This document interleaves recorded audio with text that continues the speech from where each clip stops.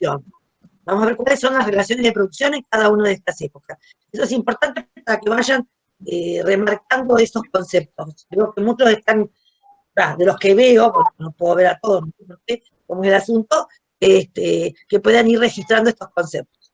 Perdón, Carlos. Profe, Bien. ¿le puedo hacer una consulta yo? Sí. Cuando usted habla de la modernidad en experiencia personal, Sí. porque para nosotros que nacimos, no sé, 2000 por ahí, ya la tele en color, el ejemplo que dio, también es parte de la antigüedad. Claro. ¿Eso en qué se encasilla? Ya, o sea, es de nuestro periodo a futuro, pero también de nuestro pasado también. ¿Qué entra en modernidad?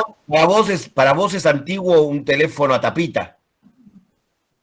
Claro. ¿Me entendés? Un teléfono con tapita es antiguo para vos ya. No solamente la televisión en color.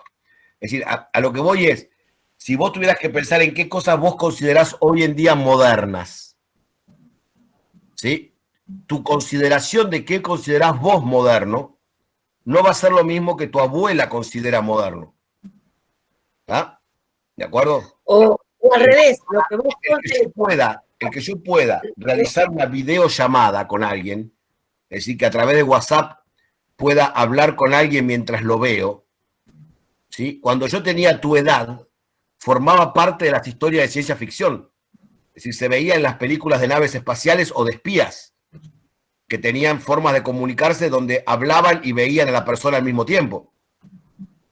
¿Sí? Es decir, que algo que hoy hacemos todos los días, cuando yo tenía tu edad, formaba parte de la ciencia ficción, formaba parte de uno decía, mirá qué loco lo que inventó este pibe.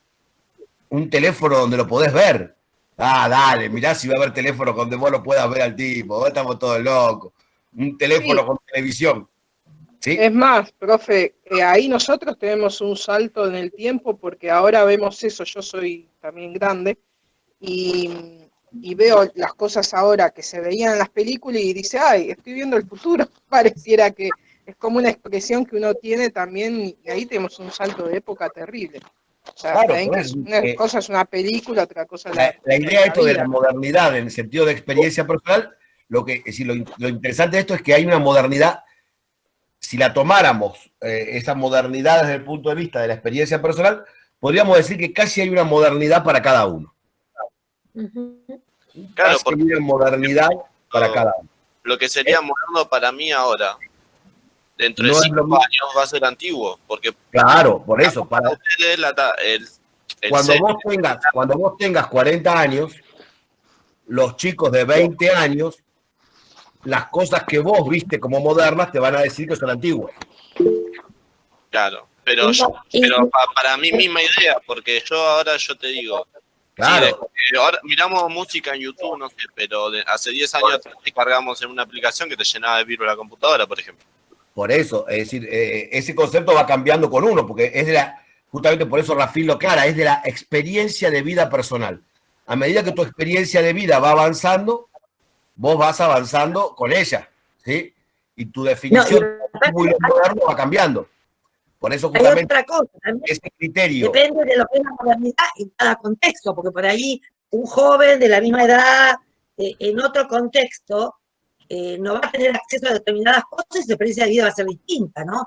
Lo importante es esta discusión de lo antiguo y lo moderno pensada en función de cuáles son las cuestiones políticas, sociales, económicas que hacen que produzcan estos cambios, ¿no? Eso es lo que tratamos de intentar ver. Hoy charlábamos antes de grabar, creo que, bueno, veremos qué va a pasar a partir de toda esta situación de este año. Y esto de la virtualidad, algo que era raro desde nuestra experiencia personal, bueno, ¿qué hace que haya un cambio en las formas de enseñar y de aprender? Por ejemplo, ¿no? Ver cómo impactan estas cuestiones no solamente los hechos, sino cómo las relaciones personales se van modificando en función de las situaciones y de los impactos que tienen lo político, lo económico, la tecnología en este caso. Por eso es que nosotros vamos a trabajar el texto de globalización a continuación de este de modernidad, para que puedan comprender llegar hasta la actualidad más o menos de toda esta evolución, ¿no? Por una cuestión no solamente cronológica, sino de entender cuáles son los procesos que han llevado a los distintos cambios en las sociedades, en estas relaciones de producción. Bueno, ¿sigo? Pero yo ahora tengo una consulta con respecto a ese mismo texto. En la parte donde Rafín dice que la modernidad es un concepto también de autocomprensión y que esto lo damos nosotros según el contexto en el que estamos. Hay una parte donde dice que se ve como traducido o es una proyección, proyecto, alargamiento del tiempo presente hacia el futuro, sobre las bases que ha pasado a actuar, o sea, que ya pasó a la historia, pero que va a seguir pasando. Claro. Esa no se puede hacer la conjunción, no se puede. Ahí lo que Rafín trata es de explicarte esto de la... Por eso el dibujito te dije es nuestro presente proyectándose al futuro.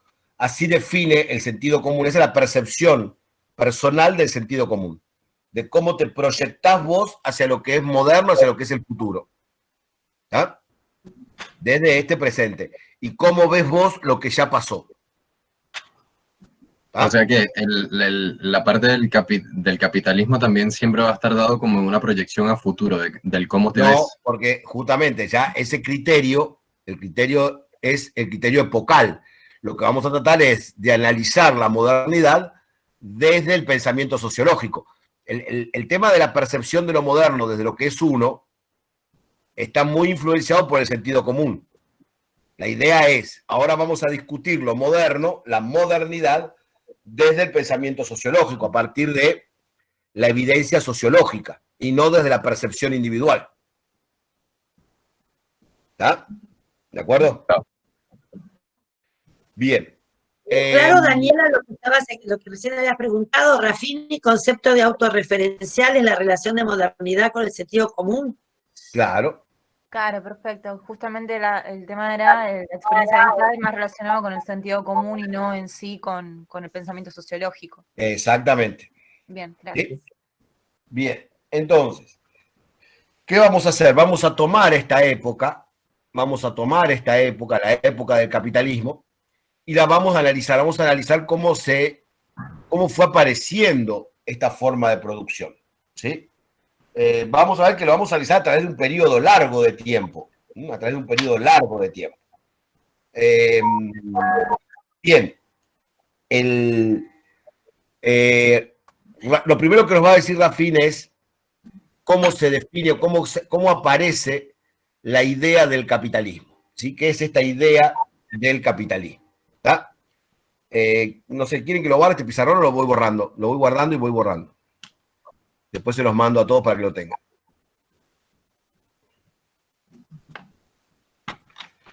Pero será de Dios. Perdón. Profe, igual ese mismo dibujo está en los videos. Claro, eso te decía, Carlos. Bueno, borremos, listo. Están los 3 videos que grabaste de explicación para que... Y no tenemos que extenderlos mucho porque pueden ver los videos. Bien. Claro. El concepto importante que tenemos que tener del capitalismo es entender la forma de producción capitalista, que es lo que Rafín explica en el primer capitulito de su trabajo, ¿sí? En ese primer capitulito nos va a decir cómo se modifica o cómo se caracteriza la forma de producción capitalista. Esa forma de producción capitalista se diferencia de otras formas de producción, básicamente por el tipo de relación que se establece. En la relación de producción feudal, que es la relación previa al capitalismo, había dos actores sociales importantes. Por un lado, la nobleza, y por el otro lado, la plebe. ¿Sí? Esta plebe estaba integrada por varias clases sociales, ¿sí? La milicia. Perdón, profe, eso era edad media, ¿no? Porque estamos hablando acá de la forma de producción feudal. Ok, gracias. Estaba la nobleza. Son distintos grupos sociales, no hablamos de clase. Claro, son distintos grupos. La plebe, que estaba formada por la milicia, los artesanos, la plebe, la milicia, los artesanos, los siervos. Siervos con ese, declaramos. Y el campesinado. ¿Está? Profe, perdón, un comentario aparte por lo que dijo Elena. Yo hoy estaba viendo el video de vuelta y justo dijeron siervos y lo escribí automáticamente con ese y lo tuve que buscar porque se me confundía con la palabra del animal. El animalito es con C. Bien. Claro. Entonces. No, lo aclaramos siempre porque en general, bueno, ahora lo están viendo en la pantalla y en escrito, a veces en el anfiteatro donde damos la clase no se llega a leer. Encontramos que no es lo mismo. Y a veces escriben siervo con C, por eso lo aclaramos siempre.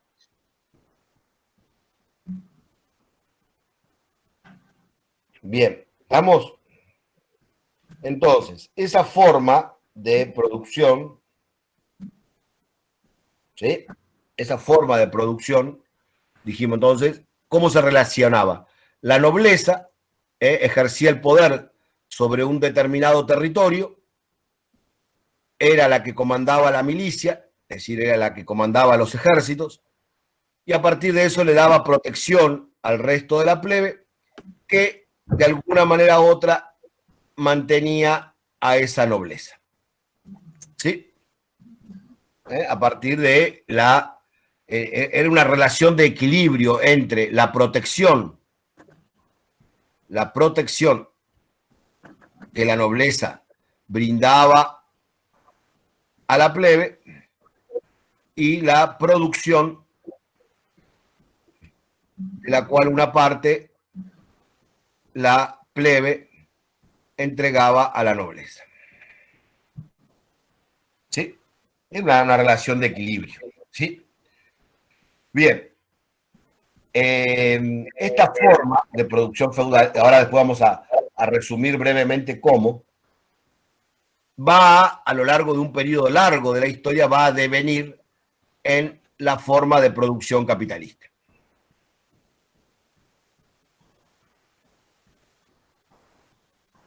La pregunta es, ¿cómo se caracteriza esa producción capitalista? Básicamente, quien caracterizó a la forma de producción capitalista fue Karl Marx, ¿sí? Que escribió y publicó a partir de mediados del siglo XIX. Y Marx va a definir cómo se establece la forma de producción capitalista. Nosotros lo vamos a estudiar en varias clases. Hoy vamos a ver una parte, otra parte la vamos a ver cuando leamos a los sociólogos clásicos.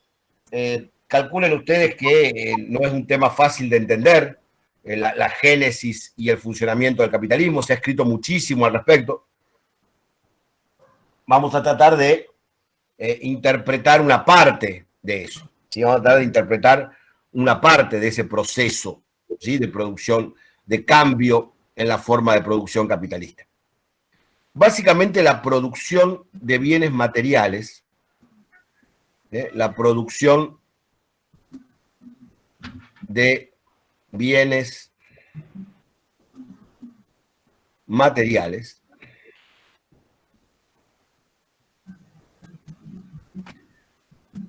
Los bienes materiales son aquellos bienes que no se encuentran en la naturaleza, ¿sí? Son bienes que solamente pueden existir después de la intervención del hombre. No hay bienes materiales en la naturaleza, ¿sí? Entonces, la producción de bienes materiales involucra dos elementos. Por un lado, los bienes naturales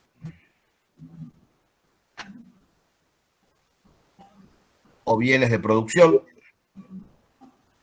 y la fuerza de producción. Estos son los dos elementos que son necesarios para la producción de bienes materiales. Es decir, yo necesito los elementos, el material, la sustancia con la que voy a producir y la fuerza de producción, es decir, la fuerza que me permite generar la producción.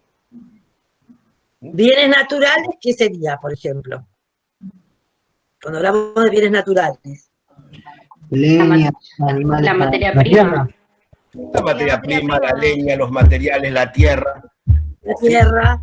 ¿De acuerdo? Ahora, si yo pongo una bolsa de harina adentro de una caja, no va a salir pan, por más que la deje ahí. Entonces, a esos bienes naturales hay que sumarle una fuerza de producción para que se transformen en bienes materiales. Consulta. Justamente, a lo largo, ¿cómo? Consulta, la fuerza de producción entonces sería el hombre. La fuerza de producción la va a poner el hombre, sí. Ah, listo. Gracias. A lo largo de la historia, lo que fue cambiando en las diferentes formas de producción era quién ponía la fuerza de producción. ¿Sí? ¿De acuerdo? ¿De acuerdo? ¿Quién realizaba el trabajo? ¿Sí? Lo que se entiende por trabajo. Acuérdense que el trabajo, desde el punto de vista de la física, es esto, es la capacidad de una fuerza de realizar un determinado movimiento, es decir, de realizar algo. Entonces, la fuerza de producción justamente es la interpretación de eso, del trabajo.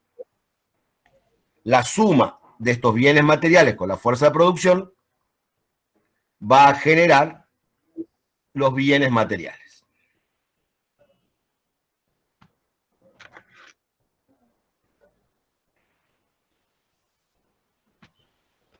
¿Estamos de acuerdo hasta allí? Sí. Bien.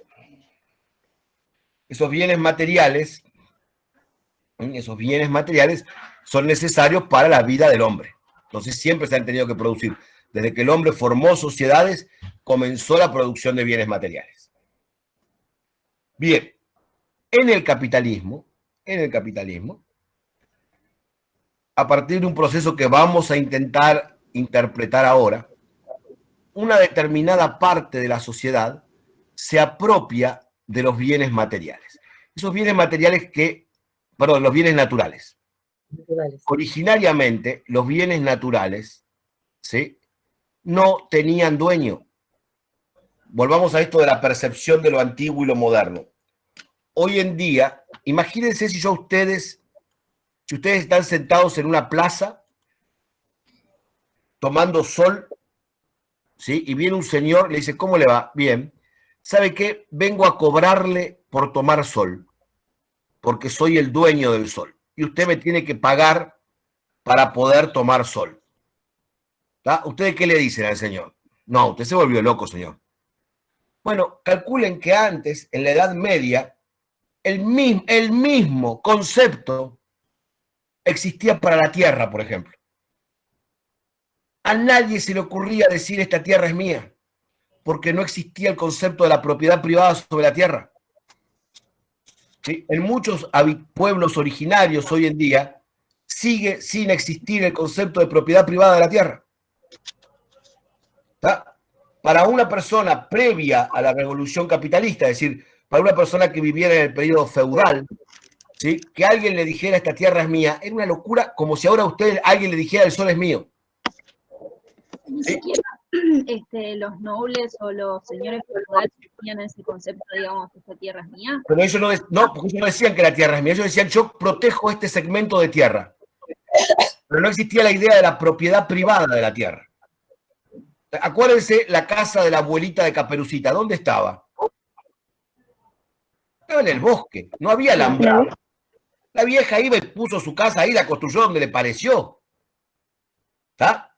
¿De acuerdo? Por supuesto, ese territorio estaba bajo la protección de un determinado noble y, por supuesto, tal vez la abuelita Caperucita pagaba impuestos a ese noble. Pero no había el concepto de esta tierra es mía. Esa idea de la propiedad privada de la tierra. ¿Sí? Aún más, el noble no podía vender su tierra, estaba obligado a defenderla. Porque él formaba parte de ese contrato de ida y vuelta con los habitantes de su feudo. ¿Sí? Yo los defiendo, ustedes pagan impuestos.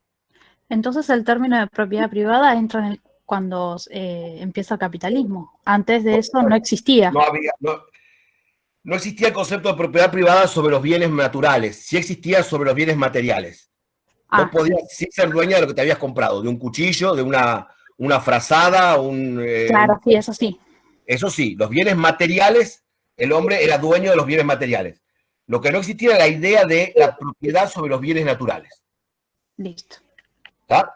¿De acuerdo? Sí, sí, sí. Muy bien. Nos cuenta Rafín, que en algún momento una parte de la sociedad se apropió de los bienes naturales. Es decir, se declaró dueña de los bienes naturales. ¿Está? A través de un proceso muy complejo que se denomina de acumulación originaria, una parte de la sociedad se declaró dueña de los bienes naturales. Por lo tanto, otra parte de la sociedad ya no podía contar con los bienes naturales. Entonces, ¿qué tenía? ¿Qué le había quedado? Le quedaba la fuerza de producción. Pero la fuerza de producción sola no sirve de nada. Entonces, la parte de la sociedad que retenía o que mantenía la fuerza de producción, pero que no podía acceder a los bienes naturales, lo que tuvo que hacer fue vender a los que eran dueños de los bienes naturales la fuerza de producción. Con lo cual, la producción de bienes materiales ahora dependía de la unión de estos dos actores sociales. Por un lado, la burguesía, que se había declarado dueña de los bienes materiales, de los bienes naturales, perdón, y por otro lado, el proletariado. También las llamamos bienes de producción, ¿no? Porque, por ejemplo, por ahí nos quedamos con bienes naturales y también es la dueña de las máquinas, por ejemplo, ¿no? Vamos a poner bienes de producción. Que vender la fuerza de producción se está refiriendo a vender su fuerza de trabajo, ¿no? A vender, no, cuidado, no confundamos las palabras. Ahora, sigamos avanzando un poquito. Aún más, hasta antes de la Edad Media, los bienes materiales,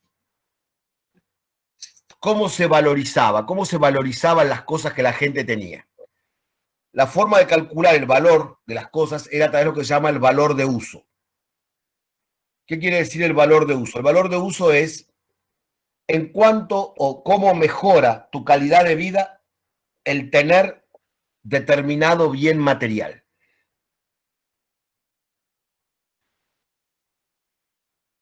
Por ejemplo, supongamos una persona un pintor que se dedica a pintar cuadros, no un pintor de paredes, sino un pintor que se dedica a pintar cuadros, un pintor artístico, que pinta cuadros con una acuarela, con una témpera, muy bien, pinta cuadros, ¿sí? Y pensemos en una señora que teje suéteres para vender, teje chalequitos, baberitos, suétercitos, escarpines, teje y vende. Y imaginemos a un señor que es tambero, tiene 3 vacas y las ordeña las vacas, todos los días de la mañana va y ordeña las vacas, ¿sí? Muy bien. Si yo le regalo un balde a cada uno, ¿la calidad de vida de los 3 mejora de la misma manera? No. Al señor que es tambero, el balde es una obra de arte, es lo mejor que le podía pasar, un balde nuevo. Para un señor que vive de juntar leche, un balde nuevo es la solución a sus problemas. La señora que teje, ¿el balde para qué le sirve? A lo sumo podrá poner los ovillos de lana adentro para que no se le escapen los ovillos por el comedor cuando está tejiendo. Pero no le cambia nada a su vida tener un balde. Y el que pinta podrá usarlo de banquito, el balde. ¿Tá? Pero no más que eso tampoco. Quiere decir que el balde mejora cualquier bien material, mejora nuestra calidad de vida en diferente grado. Hasta la Edad Media, las cosas se valorizaban por su valor de uso. ¿Por qué? Porque yo tenía el balde y cuando iba al mercado a cambiar mi balde por otra cosa, yo decidía por qué lo cambiaba en cuanto a cuánto valía ese balde para mí y cuánto valía lo otro para el que me lo iba a cambiar. Entonces, la señora que tejía y era capaz de cambiar su balde por cualquier boludez. Porque si el balde a ella no le servía para mucho, iba al mercado y le ofrecían 3 manzanas por el balde y más, sí, dame 3 manzanas por el balde. Ahora, ¿esto no sería como el trueque? El trueque, la base del trueque es esa. Es intercambiar cosas de acuerdo al bien, al valor de uso. Vos cuando vas a hacer un trueque, ¿tá? Vos decís cuánto vale lo que yo tengo y qué voy a recibir por lo que doy. Es decir, cuánto entrego y cuánto recibo. ¿Tá? A la señora que tejía, por 3 manzanas te entregaba el balde. En cambio... Pero en la época antigua se acuñaba moneda. Sí, pero la moneda, ahora vamos a explicar para qué se acuñaba la moneda. Nada más que para poder retener la posición sobre el oro. Claro. ¿De acuerdo? Pero la moneda seguía valiendo por su valor oro, no por su valor nominal, sino por la cantidad que tenía la moneda. El Paint de nuevo. Tenés monedas que valen 10 pesos, ¿sí? Pero el metal del cual está hecho esa moneda no vale 10 pesos. Es decir, vos le asignás hoy en día un valor nominal al dinero. ¿Tá? En cambio, la moneda antigua, la moneda precapitalista, su valor era metálico, era su valor en metálico, era el valor por la cantidad de metal que tenía. ¿Sí? ¿De acuerdo? De hecho, hoy hay billetes de papel. ¿Sí? Billetes de $100 que son de papel, que no vale, por supuesto, ese papel no vale $100. ¿Tá? En cambio, en la antigüedad, cuando yo te daba una moneda de oro, la moneda valía lo que pesaba en oro. ¿De acuerdo? Es decir, que su valor era metálico, no era nominal. ¿Sí? Bien. Ahí pide, Carlos, si podés poner el Paint otra vez, un momentito. Ahora voy a volver al Paint, pero estoy hablando de esto. Bueno, entonces, ahora, cuando se produce este cambio en la forma de producción, los bienes materiales ya no dejan de tener valor de uso. ¿Sí? Empiezan a tener lo que se denomina valor de mercado. El valor de mercado es, bueno, este balde vale 50 pesos. Y cuando el balde pasó a tener valor de mercado y valía 50 pesos, ¿sigue valiendo lo mismo? ¿Sigue valiendo para cada persona? No, ahora vale lo mismo para todos. Todos tienen que pagar 50 pesos por el balde. ¿Tá? Todos tienen que pagar 50 pesos por el balde. ¿Sí? ¿Entienden el concepto? ¿Ah? El cambio de el valor de uso al valor de mercado.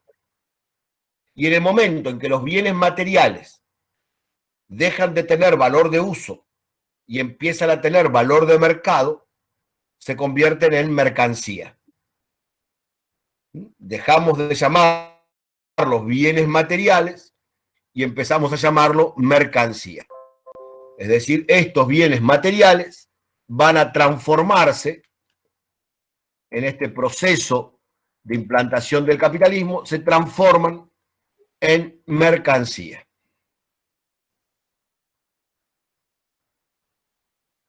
Profe, le hago una consulta con lo de que valía, cómo cambiaba tu vida. O sea, por ejemplo, si yo tengo un balde y vos te me presentás como que sos los que ordeñan vacas, ¿a vos te lo voy a vender más caro que a la que pintaba?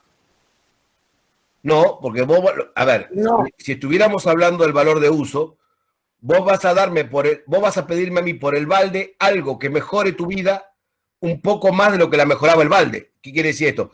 Si el balde para vos no servía nada, ¿me entendés? A vos, yo con 3 manzanas me das el balde. No lo pensés capitalísticamente, no lo pensés monetariamente, vos no pensés en el valor del balde. Vos pensás, vos tenés un balde y tenés hambre. Sí. ¿Me entendés? Sí. Entonces, para mí, para vos, ese balde que vos tenés vale 3 manzanas. Porque si vos tenés un balde y tenés hambre, entregás el balde por 3 manzanas. ¿Estamos? ¿Por qué? Porque las 3 manzanas mejoran tu vida mucho más de lo que la mejora el balde.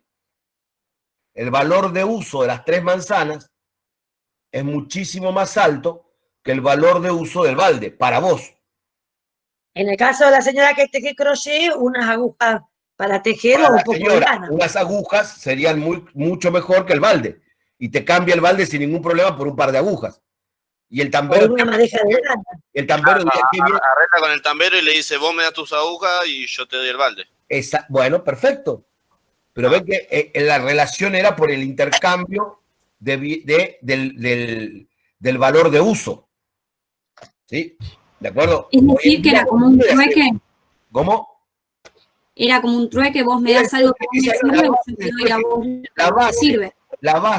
La base del comercio feudal es el trueque. La base del comercio feudal es el trueque. ¿Sí? Ahora, fíjense que cada vez que decimos la palabra trueque, y sean honestos los que la usaron en esta charla, ¿no les da como un asquito de algo primitivo? ¿Sí? ¿No le da como una sensación de... aún más en los noticieros cuando fueron las crisis del 2001, decían, tenemos que volver al trueque, como si fuera algo desagradable volver al trueque, ¿no? Claro. ¿Sí o no? Es decir, pero Sí, eso sí. no es normal que lo sientan así. Eso lo vamos a ver cuando leamos a Marx. Estamos criados en el capitalismo, con lo cual nuestra conciencia es capitalista. Todo aquello que sea previo al capitalismo lo vemos como antiguo en esa percepción epocal de la modernidad. ¿Tá? El trueque es de primitivos. ¿Sí? El trueque es de primitivos. Hoy en día el trueque es o de pueblos primitivos o de hippies drogadictos. ¿Tá? ¿Tá? No lo podemos ver de otra manera. Yo les voy a contar algo. Hace muchos años, 20 o 30 años, una escribana de Recifes empezó a escribir, la verdad, muy bien. Y entonces yo tenía que hacer una escritura. Entonces me dice, mira, vamos a hacer lo siguiente. Yo te cambio la escritura por toda la corrección de su libro de cuentos. Tuvimos noches enteras reunidas, yo tenía los chicos, hace bastante, y así fue. Es decir, ella dice, porque yo te voy a cobrar por la escritura y vos me tendrías que cobrar por la corrección de la edición de su libro. Y así hicimos. Es decir, ella hizo la escritura sin cobrarme nada, y yo, fue un cambio así de cada una de lo que tenía, de su capacidad, digamos, que tenía. No es una cosa tan rara, no sé, si no vamos a volver a alguna cosa. ¿Ah? Bien. ¿Estamos de acuerdo entonces? Ahora les voy a hacer una pregunta de vuelta. Pero es para otro tema de la clase. Tratemos de no pensarlo de vuelta. Contestemos lo primero que se nos venga a la cabeza. ¿Cuándo les parece a ustedes que un sueldo es un sueldo digno? ¿Cuándo ustedes consideran que están pagando o que están cobrando un sueldo digno? Un sueldo válido, un sueldo que se merecen, no sé cómo decirlo. ¿Cuándo un sueldo es bueno? Y cuando cubre Yo creo que cuando cubre todos tus gastos. no solo cuando cubren todos los gastos, sino que te permite vivir cómodo. Muy bien, me gusta, Zoe no se queda con lo poco. Cuando satisface las necesidades y además quiero algún poquito de vacaciones, quiero poder comprarme una tele, ¿sí o no? Quiero poder... quiero comprar un par de zapatillas. Unos zapatitos de Prada, ¿sí? alguna carterita, ¿sí?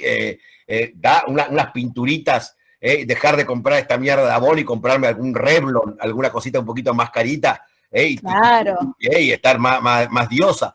Perfecto, estamos totalmente de acuerdo. Fíjense una cosa, todos instintivamente, de vuelta de esto de la conciencia capitalista, definimos el salario a partir de nuestras necesidades. Quiero que eso les quede en la cabeza. Definimos el salario a partir de nuestras necesidades. Necesidades básicas o aún más, necesidades de lujo. ¿Está? Estamos de acuerdo, yo no protesto contra eso. Pero todos definimos el salario a partir de nuestras necesidades. O ambiciones, sí, Lucas, o ambiciones. Ponele que no tengas límite, ¿sí? Es decir, que quieras... Y ahí van a hablar de estilo de vida. Rock and roll, ¿sí? Estoy de acuerdo, bárbaro, listo. Todo, así, el patrón del mal, me parece perfecto, pero siguen siendo necesidades, ¿sí? Ahora, ahí Ana, perdón, Carlos, tiró una variable interesante que va a ser, no la vamos a responder creo hoy, sino que va a surgir incluso cuando sigamos viendo Bourdieu y demás. Cuando te casas para mantener tu estilo de vida. Claro, esto de estilo de vida es re top, me parece fantástico. Profe, sí. Pero eso también en parte no estaría mal, porque si nos basamos en eso, todo el mundo cobraríamos lo mismo. También se basa en lo que vos hiciste para llegar a tal rango, ¿o no? Sí, por supuesto que sí. Pero vuelvo a lo mismo. Ahora, vos te venís a laburar conmigo, yo pongo una fábrica. ¿Cómo vas a considerar vos que estás cobrando lo que corresponde? Cuando sientas tus necesidades satisfechas. Claro. Desde un punto egoísta propio, cuando yo, claro, satisfaga todas mis necesidades, pero bien, pensando... perfecto. Ahora, espera, rebobinemos. Volvamos al cuadrito. Vamos a tomar un ejemplo que siempre lo usamos, porque ya es el ejemplo que usamos desde la primera clase de socio hace 10 años y no lo vamos a dejar. Si yo quiero fabricar un cuchillito, para fabricar un cuchillito, ¿qué hace falta? Hace falta un pedazo de madera, ¿sí o no? Para hacer el cabo, necesito un pedazo de madera y necesito un pedazo de fierro para hacer la hoja. Claro. Esto es lo que hace falta para hacer un cuchillito. Un pedazo de fierro y un pedazo de madera. Muy bien. Si yo meto la madera y el fierro dentro de una caja y dejo la caja abajo de la cama, ¿aparece un cuchillo? No. Muy bien, no. ¿Por qué? Porque a esto hay que sumarle, como habíamos dicho, la fuerza de producción. Cuando a estos, que son los bienes de producción, le sumamos la fuerza de producción,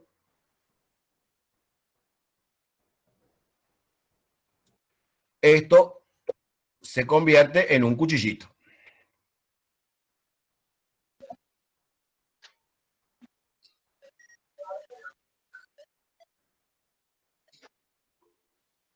¿Sí? Muy bien. Este cuchillito se va a vender, se va al mercado y se vende. Es decir, se necesita de los bienes de producción y de la fuerza de producción para que llegue al mercado el producto. Por eso, este producto va al mercado y se vende y produce un determinado dinerillo, es decir, el valor de la mercancía. Ahora bien, ¿qué pasa en el capitalismo? Habíamos dicho que en el capitalismo, una clase determinada, dijimos que era la burguesía, se había apoderado de los bienes de producción. Y la fuerza de producción la entregaba a otra clase que era el proletariado. Muy bien, supongamos que los bienes de producción valen 20 pesos. Y que el cuchillo, cuando va al mercado, rinde 100 pesos. ¿Cuánto es el valor de la fuerza de producción? 80. Fácil, señores, los mando a hacer matemática a primer grado. Si acá había 20 pesos y ahora acá hay 100 pesos, ¿cuánto pusieron estos señores acá? 80. ¿Está? ¿Sí? Bien. Y acá se produce el gran cambio en la forma de producción capitalista. En el momento de pagar la fuerza de producción,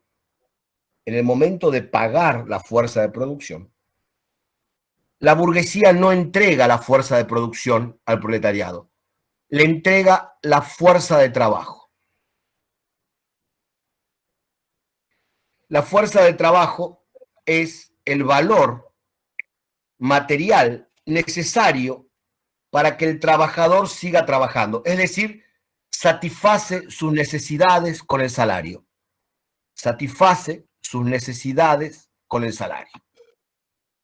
La satisface mucho, poco, nada, pero es decir, responde como respondieron ustedes. Responde satisfaciendo sus necesidades.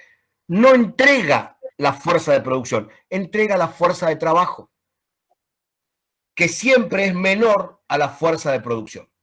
Quiere decir que acá queda, cuando entrega la fuerza de trabajo, como esta fuerza de trabajo es menor que la fuerza de producción, por ejemplo, 70, no importa cuánto, ¿sí?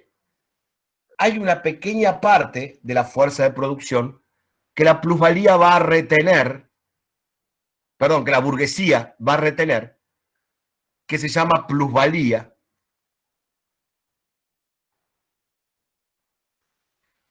Y la burguesía la retiene por el solo hecho de ser dueña de los bienes de producción. ¿Ah? Es decir, no hay nada que explique el derecho de la burguesía a quedarse con una parte del trabajo del proletariado. Y sin embargo es lo que hace. Se queda con una pequeña parte del trabajo del proletariado. Y se queda con eso basándose en que es la dueña de los bienes de producción. Pero, profesor, muchas veces suele pasar que la burguesía, si bien los trabajadores no aportan a lo que es el esfuerzo de producir estos bienes materiales, muchas veces se necesita maquinaria y se necesita cosas más especializadas en las cuales hay que invertir dinero muchas veces para poder generar estos bienes que van a ser la mercancía. Todo lo que creo sea que cuenta, de la inversión a esta maquinaria saca el rédito la burguesía. Sí, todo lo que sea la cuenta de inversión, seguros, amortizaciones, todo eso yo te lo considero en la cuenta de la burguesía. Lo que pasa es que por encima de eso se queda con la plusvalía. ¿Sí? La plusvalía no es que yo debería que se considere nada más que el costo de la materia prima. No, por supuesto que en una empresa vos vas a descontar o vas a analizar todos tus costos de producción. Eso estamos de acuerdo. Pero una vez pagados tus costos de producción, que forman parte de los bienes de producción, la madera, el fierrito, la electricidad, la máquina, los seguros, los impuestos, una vez que pagan todo eso, igualmente la burguesía se queda con una parte del trabajo que no es de ella.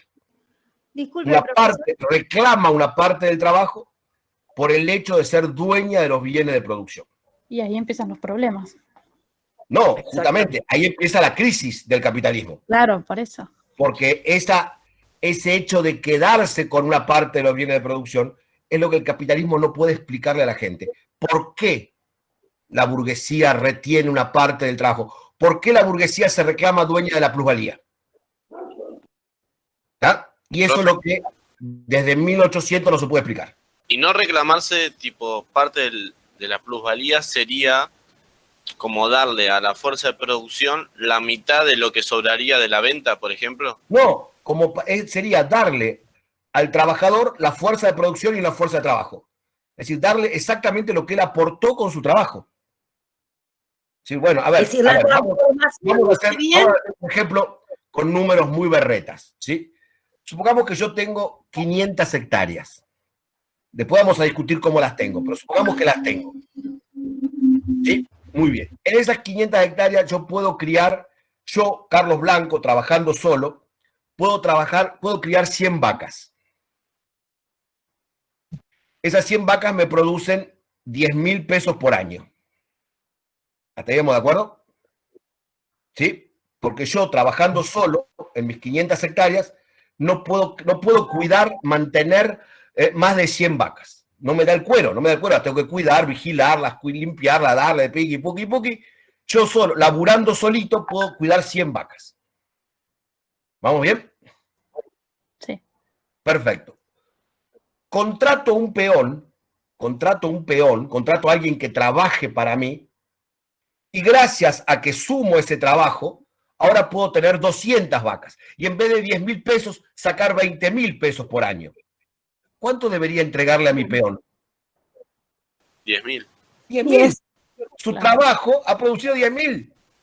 Y sin embargo no le voy a entregar 10.000. Le entrego 8.000. Y le digo 2.000 me los quedo yo porque soy el dueño de la tierra. Eso es lo que el capitalismo no puede explicar. Es decir, ¿por qué el hecho de que usted sea dueño de la tierra le da derecho a quedarse con una parte del trabajo del otro? Profe, entonces la plusvalía no está ni bien ni bien, no lo estamos pensando. ¿Cómo?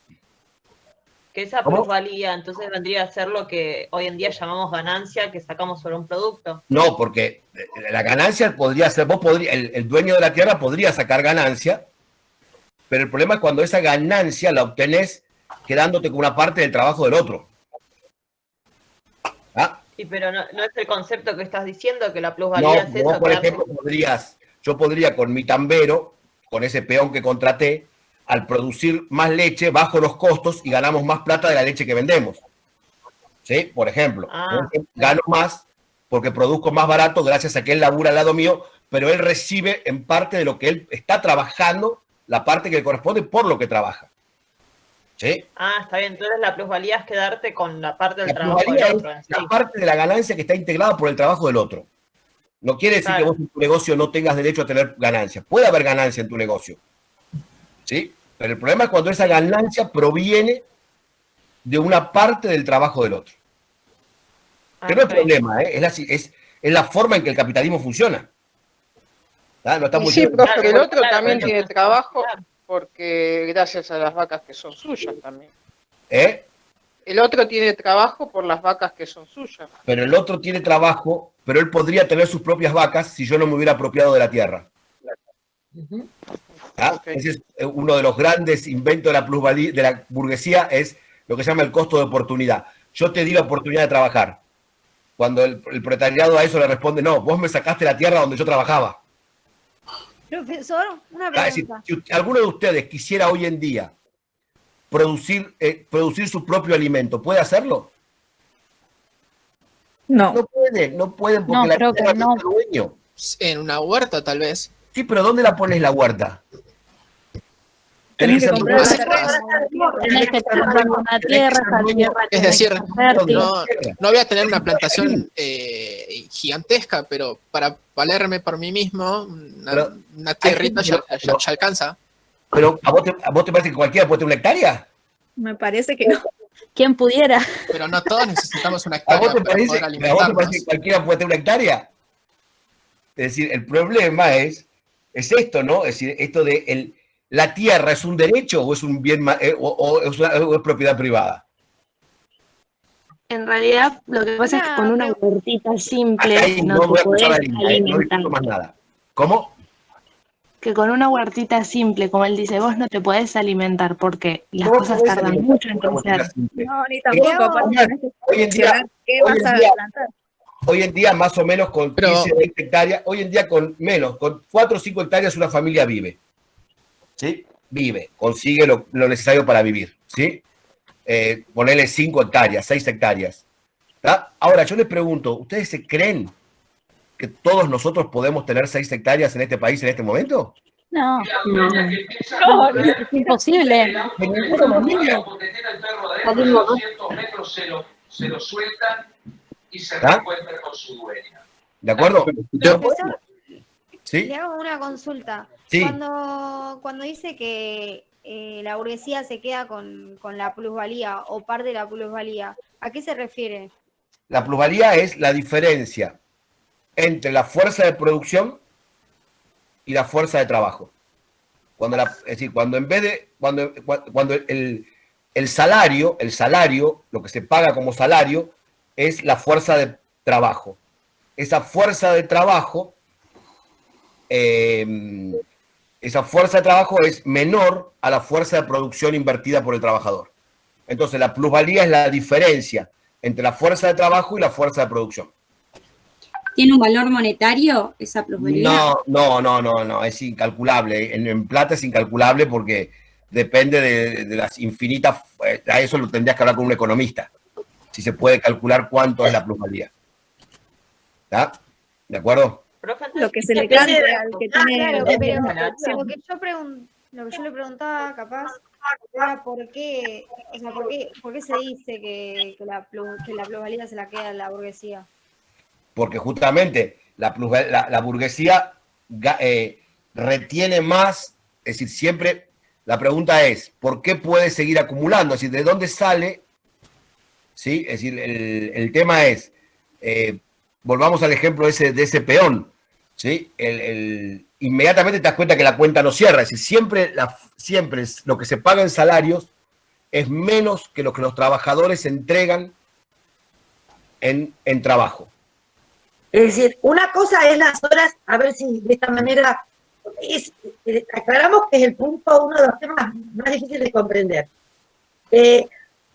Puedo trabajar 8 horas en mi actividad, y esas 8 horas van a tener un valor. Yo no puedo cobrar, es decir, cobro el salario por hora, pero lo que mi trabajo impacta en lo que estoy produciendo, sería lo que es la fuerza de producción. Es decir, lo que implica cuál es la consecuencia de, supongamos, en el caso del puestero y la hacienda, y cuidar esas vacas, esos novillos, los terneros, lo que sea, cuando se venden. Por ahí, a veces hay propietarios, productores, que le dan un porcentaje al puestero sobre esa diferencia que hace entre lo que el trabajo que él puso de alimentarlo, de arrearlo, de ver cómo estaba la guada, los alambrados y demás, que hace que ese animal pese más, por dar un ejemplo, y que tenga esa diferencia. Pero nunca le va a dar la diferencia que obtiene entre lo que hizo de trabajo y el valor y el impacto que produjo este trabajo. No sé si se entiende o lo embarré más. Acá por ejemplo de acumular. Acumular. A ver, vamos al ejemplo. Recurramos al ejemplo de los pomelos, ¿sí? Si yo en plena Edad Media quería comerme un pomelo y en el bosque había un árbol que daba pomelos, ¿sí? Muy bien. Y yo quería comerme un pomelo. ¿Cuál era el trabajo que tenía que realizar? Ir al bosque, cortar un pomelo y listo, y ya está, me comí un pomelo, ¿sí o no?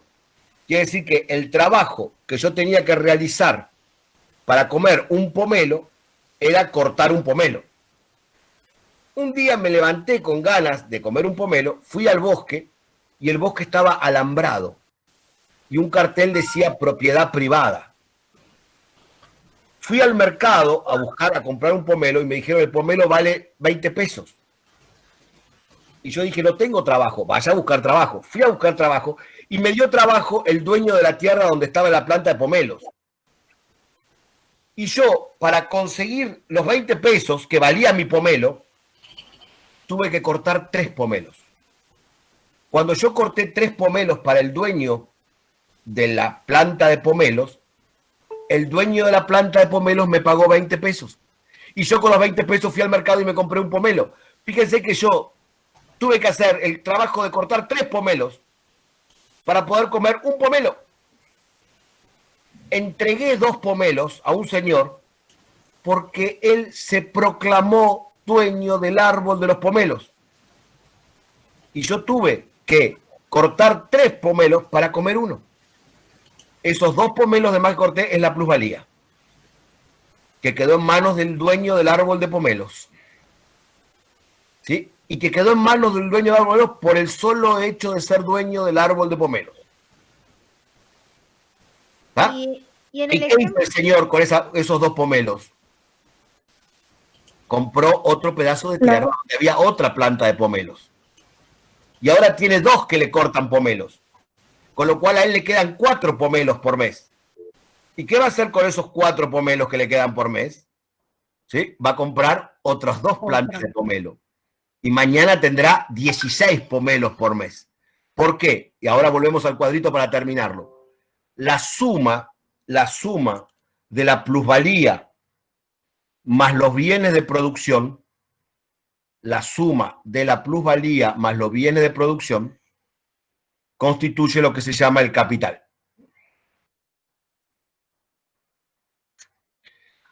¿Sí? El capital es la plusvalía más los bienes de producción. La burguesía, ¿sí?, controla la propiedad del capital. Es decir, controla los bienes de producción y retiene la plusvalía. Ese proceso de retener la plusvalía se denomina acumulación. Acumulación. Es decir, la plusvalía, la burguesía tiene la capacidad de acumular. Por favor, a lo largo de todas estas clases, no confundamos la acumulación con el ahorro, ¿eh? Y Todos nosotros podemos ahorrar. Ahorrar es retener una parte de lo que ganamos, guardarla para el día de mañana poder gastarla en otra cosa o podernos comprar una casa. ¿Sí? Eso es ahorro. ¿Sí? En cambio, acumulación es retener una parte del trabajo, es decir, es aumentar tu capital a partir de la plusvalía. Eso es acumular. ¿Sí? Tener una casa y ya tener dos. Doctor, ¿ahí ya me escucha? ¿Me puede? Sí, ahora bueno, sí. justamente llamé a mi papá porque tenía una duda con respecto y me quedó la duda porque no recuerdo cómo se llama el bono. En Venezuela, hago la aclaración, no lo digo políticamente, pero bueno, en Venezuela tenemos una diferencia con esto del plusvalor porque yo recuerdo, no sé si es actual, pero en la nómina, cuando a nosotros se nos pagaba, así sea la empresa privada, abonando a fin de año un estimativo de cuál fue la producción total de la empresa y entre la cantidad de empleados que tenía esa oficina, y se daba como una especie de bono. Sí. Sí existía como esa devolución o como ese pequeño incentivo en estilo de aguinaldo. Creo que eso va también de la forma en cómo ha sido lo de los gobiernos, porque no sé si actualmente ahora eso va, pero creo que lo de la plusvalía sería también incalculable, ¿no? Porque ¿cómo se puede calcular? Se podría calcular en cuanto a la capacidad de producción de cada empleado, ¿sí? Lo que pasa es que tampoco existe la necesidad o la voluntad de calcularla. Porque, a ver, vamos a volver a esto. Acá en algunas empresas lo hacen. Sí, algunas empresas tienen bono por producción, ¿sí? Tienen bono y premio por producción. Pero vuelvo a lo mismo. Por más que haya bono y premio por producción, la empresa no está entregando la plusvalía en su totalidad. ¿Ah? ¿De acuerdo? Es decir, existen formas no capitalistas de producción, ¿sí? Que hoy en día reciben nombres como, por ejemplo, las formas corporativistas de producción, ¿tá? Las distintas... Yo estaba en una cooperativa, en realidad. Las cooperativas. Mi mamá trabaja para el gobierno, o sea, mi mamá para el gobierno no directamente, pero trabaja en la Guardia Nacional. Es odontólogo de servicio de la Guardia Nacional y a ella también le llega ese bono. Entonces no sé si es por la institución en la que trabaja también. Las cooperativas, vieron cuando, por ejemplo, algunas fábricas quiebran y después quedan administradas por cooperativas de trabajadores, ¿sí? Justamente en esas cooperativas no hay plusvalía. Cada empleado, como son los mismos dueños de la fábrica, cobran por lo que producen, es decir, reparten lo que la fábrica produce. ¿Tá? Ahí no hay plusvalía. ¿Tá? ¿De acuerdo? Sí, y decide si reinvierte o no. Otro caso. Yo, por ejemplo, para seguir con el ejemplo de nosotros con mis hermanos tenemos puesteros, tenemos una hacienda y se organiza que por año, por cada venta de hacienda, se le da determinado porcentaje, pero que no es toda la diferencia entre el bien de producción y realmente la mercancía en carne, por ejemplo. Pero es una forma de repartir. Volvamos a lo mismo, la sociología no critica. Nosotros no decimos que esta forma de producción es mala o buena. Esta es la forma de producción capitalista. Así funciona el capitalismo. Quien decide si esto es bueno o malo es la política. Y uno podrá ser más o menos capitalista. ¿Sí? Pero no está mal que alguien se ponga de un lado. Acá no es cuestión de... Ya el hecho de decir de qué lado estoy, automáticamente es una postura política. No es una postura sociológica. Profe, ¿sí? decir de qué lado estoy no es... Es político. Pero ¿no sería sentido común también en parte? Bueno, la política se basa justamente en tu capacidad de elegir a partir del sentido común. Bueno, yo justamente quería hacer esa aclaración de que no, como que no soy partidario de nada, sino me gusta tener mucho el pensamiento sociológico porque me toca adaptarlo día a día para poder trabajar, porque yo directamente estoy con atención al público y es como una forma de adaptación entre las necesidades o cómo va viviendo el mundo cada persona cuando va a ser atendido o para cuando va a ser mi enfrentamiento con ella. O sea, cada persona va enfocado en una enfermedad, por ejemplo, va con una ansiedad de algo y todos tienen un concepto diferente de cómo va a ser atendido. Entonces todos reaccionan diferente y entonces sociológicamente el concepto ya de que va a Pharmacity, que es capitalista, que es no sé qué, piensa que yo lo voy a atender como McDonald's. Entonces no es lo mismo con una atención de barrio. Gabriel. Ya nos vamos por la rama. No, pero porque él trabaja en Pharmacity y le hace propaganda a Pharmacity. Cobra. Venimos charlando con Gabriel, ¿no? Desde la primera clase, muy bien, muy interesante. El tema es que ustedes puedan, ¿se acuerdan el texto que leyeron la semana pasada? El texto de Bauman, ¿no? Que ¿para qué nos sirve el saber sociológico? Para llevar a cabo una comprensión de la sociedad. Eso es lo que pretendemos. Que ya hoy estén planteando, realmente veo que hay mucha participación, ¿no? Carlos, Lucas, no sé si por ahí, y Augusto, y mucho replanteo de la cosa, a pesar de la cantidad, ahora estamos en 210. Pero eso es lo importante, poder replantearnos. Hay muchas cosas ahí preguntadas, no vamos a encontrar respuestas. Podemos llegar a estudiar. No es que las vamos a encontrar, tampoco las queremos dar. Es decir, el proceso por el cual la sociedad cambió de la forma de producción feudal a la forma de producción capitalista es un proceso que es ajeno a la voluntad de las personas. Es decir, se fue dando, ¿sí? La forma en que la burguesía se apropió de los bienes de material se fue dando, ¿sí? De los bienes de producción. ¿Sí? Esa apropiación, que es lo que Marx llama la apropiación originaria o acumulación originaria, es el proceso por el cual la burguesía inició el proceso de acumulación sobre los bienes de producción. Profe, ¿le puedo hacer una consulta para terminar de diferenciar los conceptos? Sí. Con el ejemplo del melón estuvo muy bueno, pero me gustaría saber cómo llamaríamos, o sea, cómo sería la ganancia en ese proceso del ejemplo del melón, por ejemplo. Una ganancia en vez de plusvalía. Y la ganancia sería, la ganancia sería que yo me asocie con vos y entre los dos, en vez de tener una planta de melón, tengamos 6, porque las podemos cuidar entre los dos, y al producir más melones y más baratos, podamos ganarle más plata al vender los melones. ¿Tá? Pero no quedándome yo con una parte de tu trabajo. Si yo no tengo que ganar plata porque me quedé con 2 melones que cortaste vos, sino que me tengo que asociar con vos para que entre los dos cortemos 6 melones. Y salgamos a vender melones baratos. Con vos en tu planta de melón, y bueno, y te digo, mira, yo también tengo una planta de melón. Claro, Entonces, la idea sería, o al revés, que ninguno de los dos fuera el dueño de la planta de melón, sino que los dos trabajásemos sobre los melones que hay en el bosque. ¿Entendés? Y obtengamos más ganancia, pero la misma cada uno. Exactamente. Exactamente. Una consulta, si los dos trabajarían como socios en la planta de melón, ¿no se estarían adueñando de esas plantas de melones entre los dos?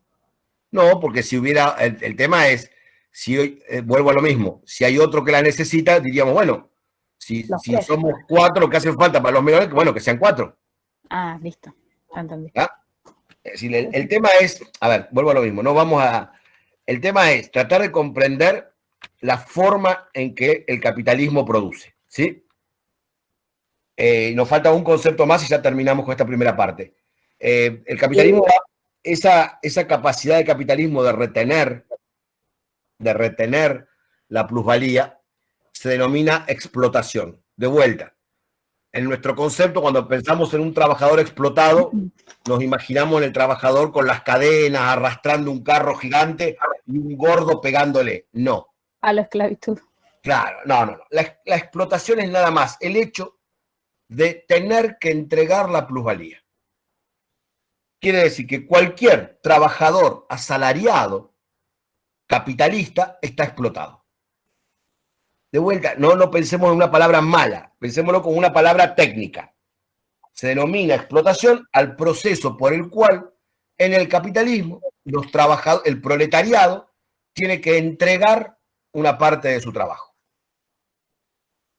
Tiene que entregarla por el hecho de ser dueño, tiene que entregarla por el hecho de no ser dueño de los bienes de producción. Eso lo convierte en un trabajador explotado. Que, de vuelta, saquémosle a la palabra cualquier significado oculto y nefasto. ¿Sí? No, la acumulación es el resultado de la explotación. ¿Sí? La acumulación, es decir, la burguesía puede acumular porque explota. ¿Sí? Profe, ¿puede repetir el concepto de explotación, por favor? La explotación es el proceso por el cual el trabajador tiene que entregar una parte de su trabajo. Y lo tiene que entregar por el hecho de no ser dueño de los bienes de producción. ¿Ah? Recibe solamente un salario por su fuerza de trabajo. Un salario que puede llegar a ser No, muy bueno. A ver, a lo que voy es, hoy en día, un CEO de una gran empresa, un CEO es un ejecutivo de alto vuelo de una gran empresa, gana millones, fortunas. Y sin embargo, un sociólogo te diría, está explotado. Porque a pesar de que ganan 1.000 millones, el día que él gana 1.000 millones es porque a la empresa para la cual trabaja le hizo ganar 1.100 millones. Y esos 100 millones a él no se los dieron, se los quedó la empresa. A él le pagaron 1.000 millones, una fortuna. Pero si él hizo que la empresa ganara 1.100, ¿por qué le entregaron 1.000? ¿Ah? Bueno. O sea que no depende del salario que tenga. No, depende del hecho de tener que entregar una parte de tu trabajo. O sea que todos estaríamos explotados en esta época. La relación de producción. Lógicamente. A ver, Matías dice algo muy bueno. Todos estaríamos explotados. Algunos grupos sociales a lo largo de la modernidad intentaron dejar explotados. ¿Quiénes no están explotados? Marx, pensá que Marx escribió esto en 1850. Marx dijo quiénes no estaban explotados, quiénes estaban por fuera del sistema de explotación. Y miren qué poquita gente era. Eran los campesinos de subsistencia, los que hablábamos hoy, aquellos que tenían 50 hectáreas y vivían de lo que producían en las 50 hectáreas. Ellos se llaman campesinos de subsistencia. Es decir, el campesinado no está explotado, no los peones, no se confundan, el campesinado en el sentido de los tipos que viven de lo que producen en la tierra. El campesinado, las prostitutas, los mendigos y los artesanos. Por eso en la década del 60, cuando el movimiento hippie intentó ir en contra del capitalismo, ¿cuál fue la propuesta? ¿Cómo se ganaban la vida los hippies? Siendo artesanos, ¿o no? Siendo artesanos. El artesano, al igual que el artista, ¿sí? El artesano, al igual que el artista, ¿sí? No está explotado. ¿Sí? ¿Por Claro, qué? Porque ganan el 100% de lo que hacen. Exactamente eso es. Claro. Porque el artesano está 3 noches haciendo una pulserita y él dice cuánto vale esta pulserita y cobra por la pulserita el valor exacto de su trabajo. ¿Está? No entrega una parte gratuita. Profe, por más que después el que la compre la revenda más cara. No importa, ya está. Después si la que la compra la vende más cara, es un problema del que la compró. ¿Sí? ¿De acuerdo? Claro, si yo soy artesana, yo la vendí al precio que yo creí que merecía tener. Aún más, fíjate una cosa que ahora voy a explicar. Hasta el momento que la vendiste, ¿de quién era la pulserita? Mía. Exactamente. ¿Quién la había fabricado la pulserita? Yo soy dueña de mi pulserita. Exactamente. En cambio, si vos trabajás en una fábrica fabricando pulseritas, las 20 pulseritas que fabricás por día, ¿de quién son? Y de la empresa. De la empresa, no son tuyas. Es decir, una de las consecuencias del capitalismo es que has dejado de ser dueña del fruto de tu trabajo. En el capitalismo, el hombre no es dueño del fruto de su trabajo.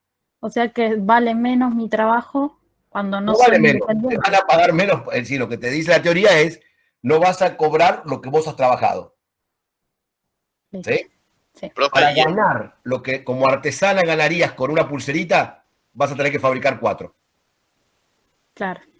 profe, y el Acá empresario. aparece el tema de los monotributistas. Estamos dando una clase de No, el economía. monotributo lo voy a hablar porque es una cosa muy moderna. Sí. Profe, y el empresario, el dueño de la industria, que fue el que produjo y a la vez explotó a sus peones, ese es explotado por al que se lo vende después, que sería como el gobierno, algo así.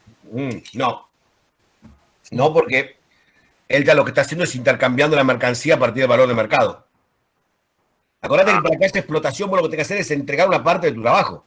Profe, dijo, en el capitalismo nadie es dueño de su trabajo, ¿correcto? Los empleados no Sí. son dueños del fruto de su trabajo. Ok. Por eso ahora aparece el concepto de alienación, Carlos. Claro, y por eso quería cerrar con ese concepto. Profe, Sí, ¿y cómo puede ser que el mendigo entre en ese concepto sabiendo que no está teniendo un trabajo? porque el mendigo cobra en función de lo que trabaja. Nadie retiene la plusvalía del mendigo. Pero el Si mendigo es justamente un no buen trabaja, mendigo, por eso es si el mendigo. mendigo es un buen mendigo y pide bien, va a ganar mucha plata, y si pide poco, va a ganar poco. Pero no está cobrando un salario, no está entregando una parte de su trabajo. Claro, pero por más que no tenga un trabajo, ¿sigues entrando en ese concepto? Suponiendo Sí, que, o no sea, el es- mendigo en solamente el está sentido de que mendigando. el mendigo no está explotado. No está explotado porque mendiga, pide. Pide, Claro, su trabajo claro. es pedir, su trabajo es pedir y recibe en función de lo que pide, con lo cual no está pidiendo de más. ¿Sí? Si él le pide moneda a 3 señoras, le van a quedar 3 monedas. Si le pide moneda a 8, le va a quedar 8 monedas. ¿Está? Claro. ¿De acuerdo? Sí, sí. ¿Sí? Por eso Marx decía los mendigos no están explotados. No quiere decir que vivan bien o mal, quiere decir que no están explotados, no entran en el circuito de la explotación. ¿Está? Sí, Bien. Estamos planteando los conceptos básicos. Ese proceso de explotación va a hacer que el trabajador entre en un estado que Marx define como de alienación. Alienación, la palabra alien, usted vio en la película Alien, el octavo pasajero. En latín, alien quiere decir lo que es extraño, ¿sí? Lo que viene de afuera, lo que no reconocemos. ¿Está? ¿De acuerdo? Entonces, alien, el trabajador, dice Marx, está alienado. ¿Por qué está alienado? Porque se desconoce. ¿De qué se desconoce? Vamos a analizarlo. Marx dice la alienación se produce en varios niveles. Por un lado, el trabajador está alienado del fruto de su trabajo, es decir, está separado del fruto de su trabajo y de la naturaleza. Ya no puede acceder a la naturaleza y no es dueño del fruto de su trabajo. ¿Sí? Tiene que trabajar para poder conseguir dinero y con el dinero comprar lo que antes él podría haberse conseguido por sus propias manos. ¿Ah? Es un proceso por el cual él tiene que, de alguna manera, está separado, alienado de la naturaleza, está alienado del fruto de su trabajo, está alienado de su condición humana. Esto es lo más terrible, dice Marx. ¿Por qué? Porque él dice, lo único que diferencia al hombre de los animales, es decir, una de las pocas cosas que podríamos definir como la esencia del ser humano, es su capacidad de trabajar. Ningún animal trabaja. El único capaz de trabajar en el sentido de modificar el medio es el humano. ¿Sí? Y él dice, fíjense que entonces en el capitalismo al humano se le saca lo único que lo define como humano. El humano deja de ser dueño de su trabajo. Quiere decir que todo ese elemento que lo convertía en hombre, la capacidad de trabajar, deja de ser de él. Tiene que vender su trabajo, tiene que entregar su trabajo. ¿Y qué es lo único que le queda? ¿Cuál es la única alegría que le queda? Dice Marx. a ese humano. Una vez que entrega, el hombre era feliz, el hombre, dice Marx, en el sistema precapitalista, era feliz en su trabajo, porque en su trabajo se realizaba como hombre. ¿Se acuerdan los enanitos de Blancanieves? Iban cantando a la mina. Jailí, jailó, jailí, jailí, jailó. Iban re contentos a la mina. ¿Sí o no? Sí. ¿Por qué? Porque iban a sacar esos pedacitos de oro que después vendían. ¿Y la mina de quién era? De nadie. Y si ellos se quedaban 20 horas trabajando en la mina, volvían más contentos porque traían un poquito más de oro que si se quedaban 8. ¿Qué les pasó un día a los enanitos de Blancanieves? Llegaron a la mina y había un cartelito de la Barrick Gold. Y la Barrick Gold le dijo, no, usted no puede trabajar más en la mina, excepto que sean empleados nuestros. Y el enanito empezó a trabajar en la mina, pero ya, no sé, si laburaba 20 horas, no se llevaba un puñadito grande de oro. Se llevaba lo que la Barrick Gold le pagaba. Porque en algún momento la Barrick Gold dijo, soy la dueña de esta mina. ¿Sí? Y el enanito, entonces, ahora, cuando iba a la mina, iba de mal humor. Y en la puerta de la mina había un reloj para que marque tarjeta y no se escape de la mina. Porque cuando la mina no era de nadie y él iba feliz a la mina, no había reloj. Al contrario, había que decirle, por favor, vamos a comer. Ya voy, saco un poquito más de oro y voy. Porque él estaba feliz en la mina. Porque estaba trabajando. Porque era un enano realizado. Ahora era un enano explotado. En una mina donde tenía que marcar tarjeta para entrar y tenía que marcar tarjeta para salir. Porque si no, en cuanto podía, se escapaba del trabajo. Porque ahora ya no era más el dueño del trabajo él. ¿De acuerdo? Y entonces, ¿qué pasaba con este? ¿Qué pasa con el trabajador? Dice Marx. Cuando vuelve a su casa. Cuando él vuelve a su casa. Dice, bueno, el trabajador que era feliz trabajando, ahora es feliz cuando vuelve a su casa. ¿Y qué hace en su casa? En su casa hace lo que hace cualquier otro animal en la naturaleza. ¿Qué hace? Copula. Es decir, tiene crías. Por eso lo llamó proletariado. Porque dijo, de lo único que sigue siendo dueño es de su prole. Lo único que le queda, ha perdido su capacidad, ha vendido su trabajo y de lo único que es dueño es de su cría, de su prole. Quiere decir que en el capitalismo el hombre es feliz haciendo lo que cualquier animal hace, que es reproducirse. Y ha dejado de ser feliz haciendo lo que solamente el hombre puede hacer, que es trabajar. ¿Sí? Es decir, ha perdido su condición humana, ha perdido lo que lo caracterizaba como hombre y encuentra la felicidad en lo que le encuentra cualquier mono, que es en reproducirse. ¿Sí? Ese proceso Marx lo llama alienación. Y finalmente dice, está alienado de la familia y de los otros hombres. Está alienado de la familia y de los otros hombres. ¿Por qué está alienado de la familia y de los otros hombres? Porque fíjense una cosa. ¿Yo qué necesito hoy en día para vivir? Todos ustedes, ¿qué necesitamos para vivir? Plata. Plata. Todo es plata. Claro, plata. En cambio, cuando no había plata en el medio, cuando el enano de Blancanieves tenía su piloncito de oro, igual, por más que tuviera oro, necesitaba de aquel que le vendía leche, necesitaba de aquel, es decir, que había una relación entre los hombres. Los hombres necesitábamos, existía una relación de interdependencia.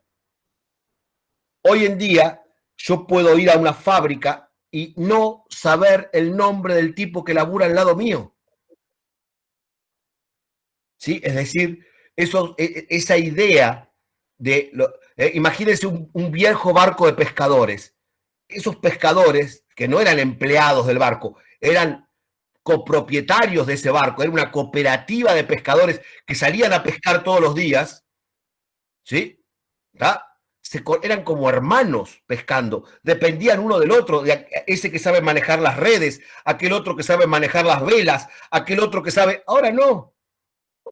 Ahora, yo voy al barco, hago mi laburo, cobro mi sueldo y no me importa el otro, no conozco al otro. Porque ya mi relación con el trabajo es el sueldo a fin de mes. Esa es mi única relación con el trabajo. Es Entonces dice Marx, el hombre está alienado. Y fíjense los 4 niveles de alienación. Está alienado de la naturaleza, porque ya no puede recurrir a la naturaleza para vivir, porque ahora la naturaleza tiene dueño. Está alienado del fruto de su trabajo, porque no es dueño del fruto de su trabajo. Está alienado de su condición humana y está alienado de la familia y de los otros hombres. ¿Está? ¿De acuerdo? Fíjense la diferencia con el artesano, el hippie que hoy estábamos hablando. En ese caso no está alienado porque es dueño del fruto de su trabajo. Acá les anotamos la película de Chaplin, a veces la veíamos, la pueden ver, además de la de Walt Disney, que no sé quién iba a ver el fin de semana, la película Tiempos Modernos. Es interesante porque está planteando esta situación, ¿no? Más otras características que van a ir apareciendo. Bien. Ahora. ¿Por qué está alienado de su familia? Porque trabaja tantas horas. Volvamos a lo mismo. Volvé a pensar, siempre pensá en el enanito de Blancanieves, ¿sí? El enanito de Blancanieves podía ir a la mina a sacar oro, ¿tá? Porque Blancanieves se quedaba en la casa, limpiando la casa y preparando la comida. De lo contrario, el enanito hubiera muerto, todo mugriento y muerto de hambre. Con lo cual, el trabajador no, necesitaba que su mujer, su hermano, sus hijos estuvieran en la casa para que él pudiera trabajar. Es decir, había una relación de interdependencia con la familia también. Hoy en día, el señor o la mujer puede llegar a la casa, tirar plata arriba de la mesa, y no importa quién hace la tarea. Es decir, ya no depende de la familia. ¿Tá? Puede prescindir de su familia, no es necesaria para que él pueda trabajar. ¿Tá? No necesita de su familia, del mismo modo que no necesita de sus compañeros de trabajo. ¿Tá? ¿De acuerdo? En cambio, si pensamos en la Edad Media, ¿sí? No había forma. Hay un viejo refrán italiano que el otro día me dijeron que se usa mucho en México, yo no sabía, ¿tá? Que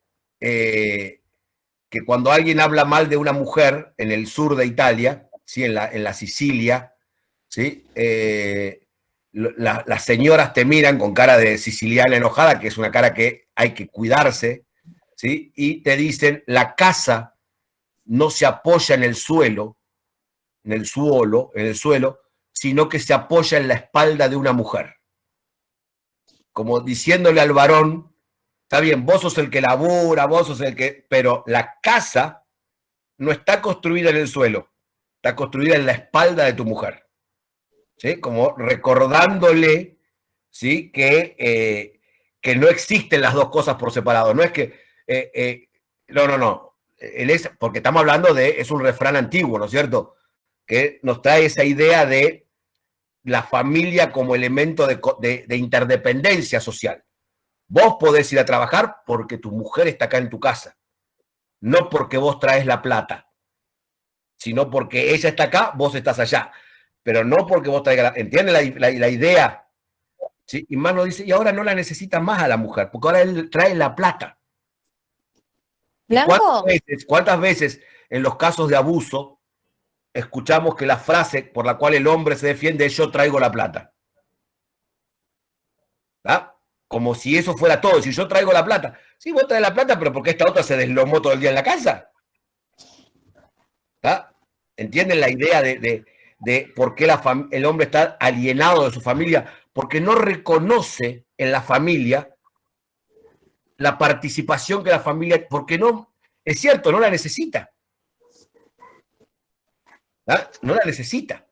Sí, NASA.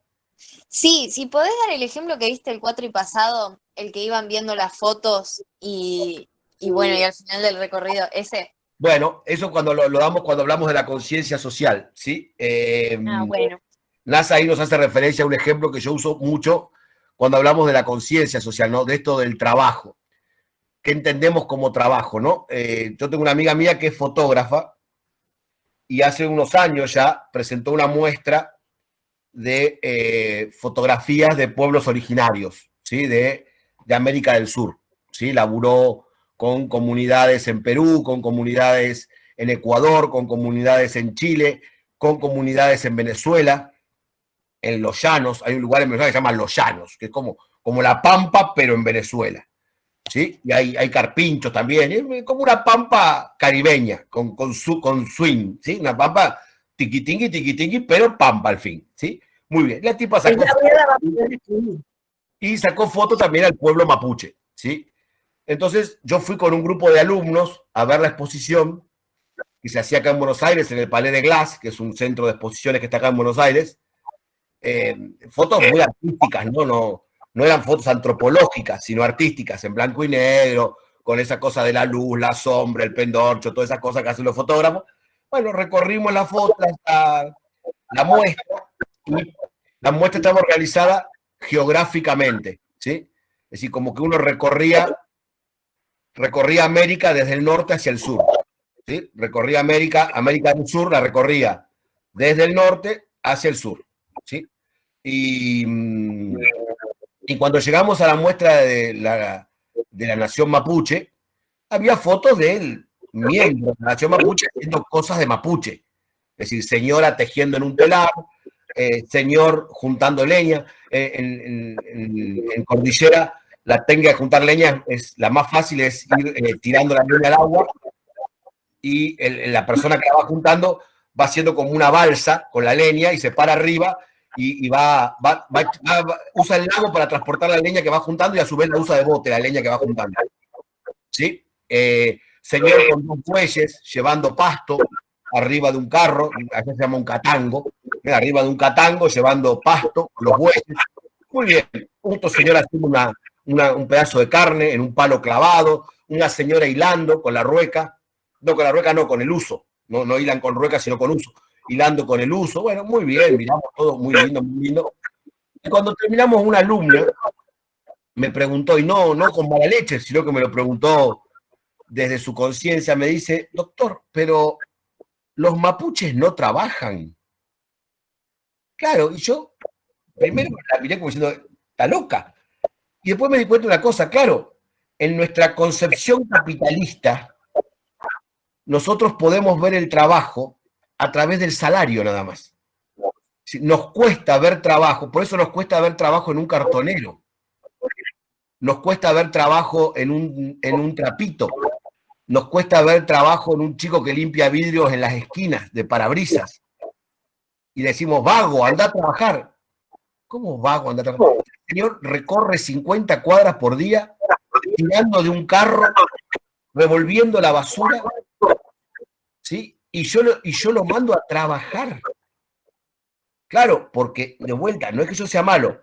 En mi concepción capitalista de la producción, no logro ver trabajo donde no hay un salario. Me cuesta ver trabajo donde no hay un salario. ¿Sí? Me cuesta ver trabajo donde no hay una relación de trabajo asalariada. ¿Sí? Entonces, los hippies artesanos me parecen, como todo el mundo. Escuchen, mi abuela quería cuando ve un hippie, un vago drogadicto, querido. Y no le importa, la vieja, ojo, no era mala. La vieja tal vez no logra ver que ese pibe se quedó hasta las 4 de la mañana enhebrando mostacilla para vender sus pulseritas. Y en la concepción capitalista de trabajo, sigue siendo un vago drogadicto. Profe. Sí, Matías. Por ahí la diferencia hay de lo que es trabajo y empleo, ¿no? A la mirada de hoy. Bueno, empleo es otra cosa distinta, pero estamos hablando de trabajo. ¿Sí? Profe, pero entonces, para mí, entonces es el concepto capitalista que no es trabaja el que recibe un salario, porque hasta mismo el trapito recibe un salario por lo que hace, sino en un concepto capitalista no es un salario. El que... Lo que recibe el trapito no es un salario. ¿Por qué no es un salario? Porque no hay plusvalía. Entonces está directamente conectado con la conciencia capitalista. Exactamente. Es decir, lo que vemos como trabajo es cuando vemos la relación de producción empleador-empleado Y siempre que esa relación existe, existe la relación de retención de plusvalía, de explotación. Claro. Lo otro sería ganancia. Pues sacas Es un señor que no es explotado. Y a vos y en nuestra concepción capitalista nos cuesta ver eso como un trabajo. Profesor, No una pregunta. ¿Sí? Una burguesía entonces no es explotada, ya que no tiene que rendirle No, no todo entrega. el salario que tiene, o sea, No hay todo lo que salario, gana. no cobra salario la plusvalía. Claro, pero La burguesía no cobra salario. claro. Pero si tiene que pagar un impuesto, digamos, a un Estado, ¿no sería que no disfruta totalmente de lo que gana? Bueno, justamente. ¿Por qué ¿cuál es el concepto capitalista de la carga impositiva? Justamente, los estados lo que dicen es la carga impositiva la tienen que pagar las empresas por el hecho de que están reteniendo la plusvalía. De ahí, por eso, si yo cruzo esta línea, estoy hablando de política, que es cuánto o no de la plusvalía se le puede sacar a la burguesía. Un gobierno socialista te dice el 100%. Un gobierno socialista te dice, no vamos a permitir que la burguesía retenga nada de la plusvalía. Claro. ¿Ah? Un gobierno más capitalista, más neoliberal, te va a decir, no, déjala que la burguesía se quede con toda con todo, bajarle los impuestos, que, bueno, pero esa respuesta es política. Por eso paré. Esa respuesta es política o económica, si la querés ver así, pero no es sociológica. Claro. ¿Ah? Es decir, ¿qué hacemos con la burguesía, el proletariado y la plusvalía? Lo tenemos que discutir políticamente, no lo podemos discutir sociológicamente. La sociología lo que te dice es, evite que el sentido común no lo deje ver el fenómeno de producción capitalista. Entienda cómo produce el capitalismo. Después de ahí, cuando usted lo entienda, podrá tomar el camino que usted quiera desde el punto de vista político y desde el punto de vista económico. ¿Sí? Te podés hacer hippie, te podés hacer revolucionario, te podés hacer yuppie, te podés hacer CEO de una gran empresa. Ya está, yo ya no te puedo decir qué vas a hacer. Ahora aparecen los nuevos sujetos sociales con la... Claro, te podés ir a vivir al medio del campo y tener un pedacito de tierra y vivir de la caza y la pesca, qué sé yo, no sé. Pero eso no te lo va a decir la sociología, te lo va a decir la política o la economía. Pero no te lo va a decir la sociología. ¿Está? Claro, pensar como un poco sociológicamente es saber que todo es trabajo. Desde el que limpia vidrio. Eso sí, la sociología te va a decir todo es trabajo, exactamente. Okay. La sociología te va a decir rompe con el sentido común y lográ ver trabajo donde el sentido común no te dejaba verlo. ¿Sí? Diferenciar salario del trabajo. Es decir, claro, separar el concepto de salario del concepto de trabajo. ¿Ah? Claro. Reconocer que puede haber trabajo. Oye, ¿cuántos años le costó a la mujer ama de casa que se le reconociera el trabajo de ama de casa como trabajo? ¿Por qué? Porque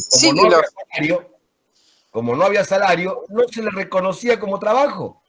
Pero no porque la gente fuera mala, sino porque la conciencia capitalista no logra ver trabajo donde no hay salario. Pero igual depende con quién hables. Yo creo que la gran mayoría... Hoy en día hay leyes que le permiten a la mujer ama de casa aportar y jubilarse como ama de casa. Ella puede aportar, por ejemplo, el marido puede darle plata todos los meses para que ella haga su aporte jubilatorio como ama de casa y a determinada edad jubilarse como ama de casa. Es decir, que hoy en día la ley reconoce que el ama de casa está trabajando, que no hay un salario porque está trabajando y que por tanto tiene derecho a la jubilación. Tiene derecho a realizar el aporte jubilatorio y jubilarse como tal. Un ama de casa entonces entraría en los no explotados. Un ama de casa, sí. Un ama de casa estaría en los no explotados siempre y cuando sean reconocidos sus derechos en el sentido de trabajo, sí. Es como una artesana. ¿Ah? Diana iba a preguntar algo. Trabajo todo el día, la casa no me luce, ¿entendés? Estoy esclava del lampazo todo el día. ¿Y quién me lo reconoce? Nadie me lo reconoce, ¿entendés? Así la paso, así estoy todo el día, mira. Yo era propiamente una reina, no te tocaba un trapo antes. Y ahora todo el día estoy. por Dios, no tengo ni tiempo, mira, nada. Ni mirar la novela puedo, ya me pedí 3 capítulos, me perdí hoy, de Cenicienta. Bien, ¿qué más? Profe, una pregunta. Sí. Una pregunta. ¿Se puede decir entonces sociológicamente que hay un proceso, comenzó un proceso de cambio de salida del capitalismo? Muy lejos, ¿no? Obvio, pero... Tu pregunta, Diana, es... hoy no la vamos a llegar a tiempo, ya termina la clase, ya son 20 y 30, ya termino, sigo el viernes. Pero Floricienta, quise decir, perdón, Florencia. Me perdí Floricienta a las 18 por estar dando clase.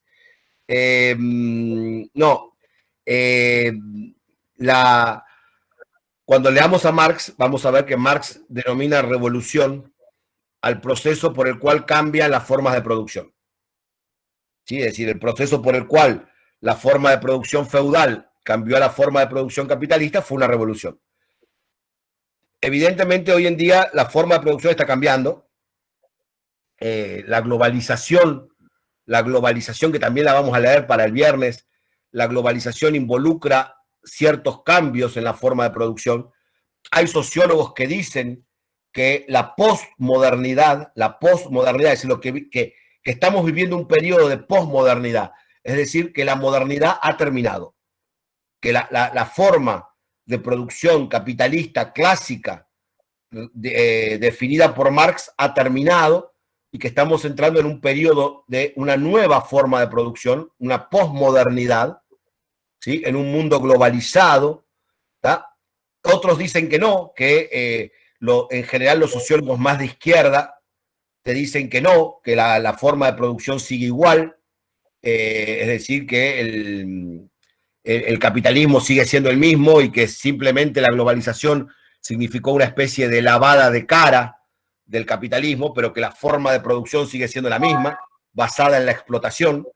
Eso depende, hoy en día es un poquito, hay muchos cambios de ideas con respecto a eso. Estamos en un periodo de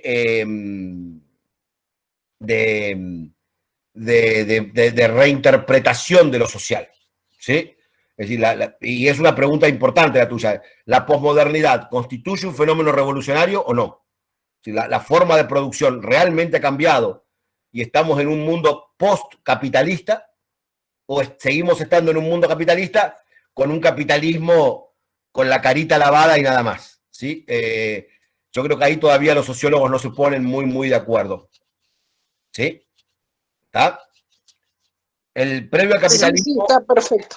No existía el concepto de dinero como lo conocemos hoy. Existía el concepto de metálico, lo que decíamos hoy, ¿no? De monedas de oro, monedas de plata, monedas de cobre, pero era simplemente para marcar el valor, para tener un elemento de intercambio cómodo. ¿Qué quiere decir un elemento de intercambio cómodo?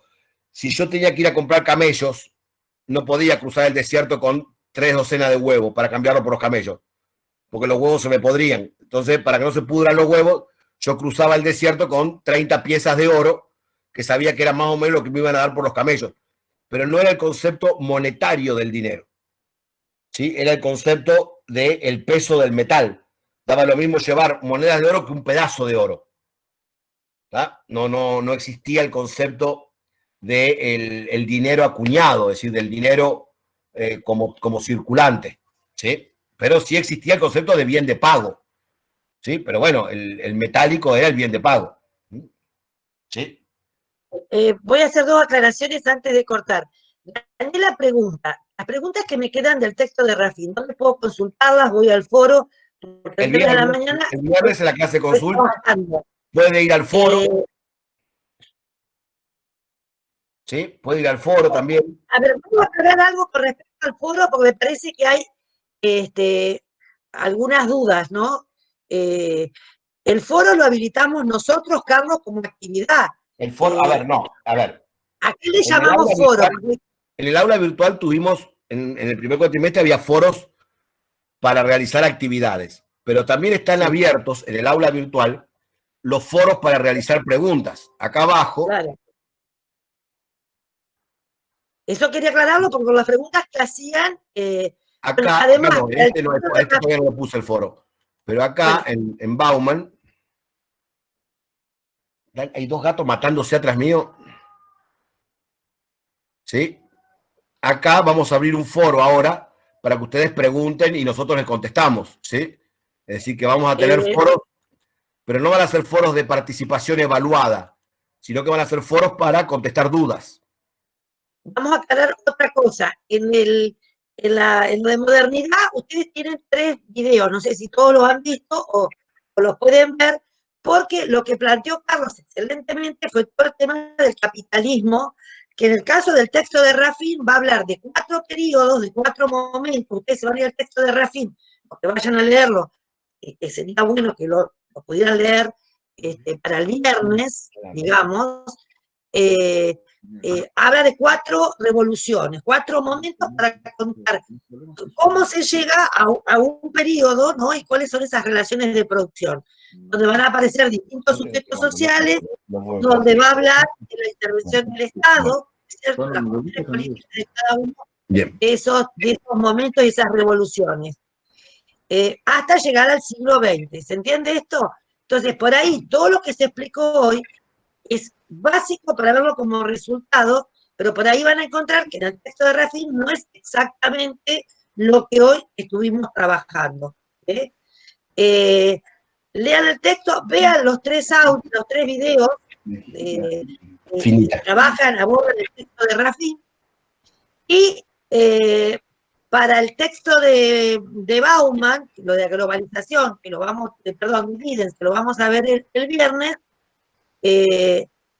tienen 3 preguntas en un cuestionario que no tienen que cargarlo, simplemente es indicador para leer ese texto. Lo aclaro acá porque esto va a quedar grabado y muchos están preguntando en Facebook cuestiones. Todas las dudas que tengan, incluso hay el mensaje que pueden ponernos por el aula virtual. Sí, pero no, por a ver, favor, es preferible que las dudas las pregunten en los foros. Explico por qué. Porque ustedes la preguntan, me la mandan por mail a mí, o me la preguntan por el mensaje, los mensajes del foro, solamente las puede leer el docente y la leen ustedes la respuesta. En cambio, si la preguntan en el foro, la respuesta queda para todos. Entonces, la pregunta de uno le puede servir a muchos. ¿Sí? En cambio, si ustedes nos mandan un mail o lo preguntan por el correo, por la mensajería del aula virtual, les vamos a responder, pero esa respuesta que te doy por mensajería la lees solamente vos. Y es un desperdicio, porque de golpe es una pregunta larga que me lleva 20 minutos escribirla y prefiero escribirla 20 minutos. A mí, en general, si me mandan un mail con una pregunta linda, larga, que hay que contestarla con ganas, yo te voy a mandar un mail diciéndote, te la contesté en el foro. ¿Tá? Porque si voy a estar media hora escribiendo, no te voy a contestar a vos solo para que lo leas vos solo. ¿Tá? Si voy a estar media hora escribiendo una respuesta, te la mando al foro y te digo o aún más, hoy en día, hasta te puedo grabar la respuesta en un videíto.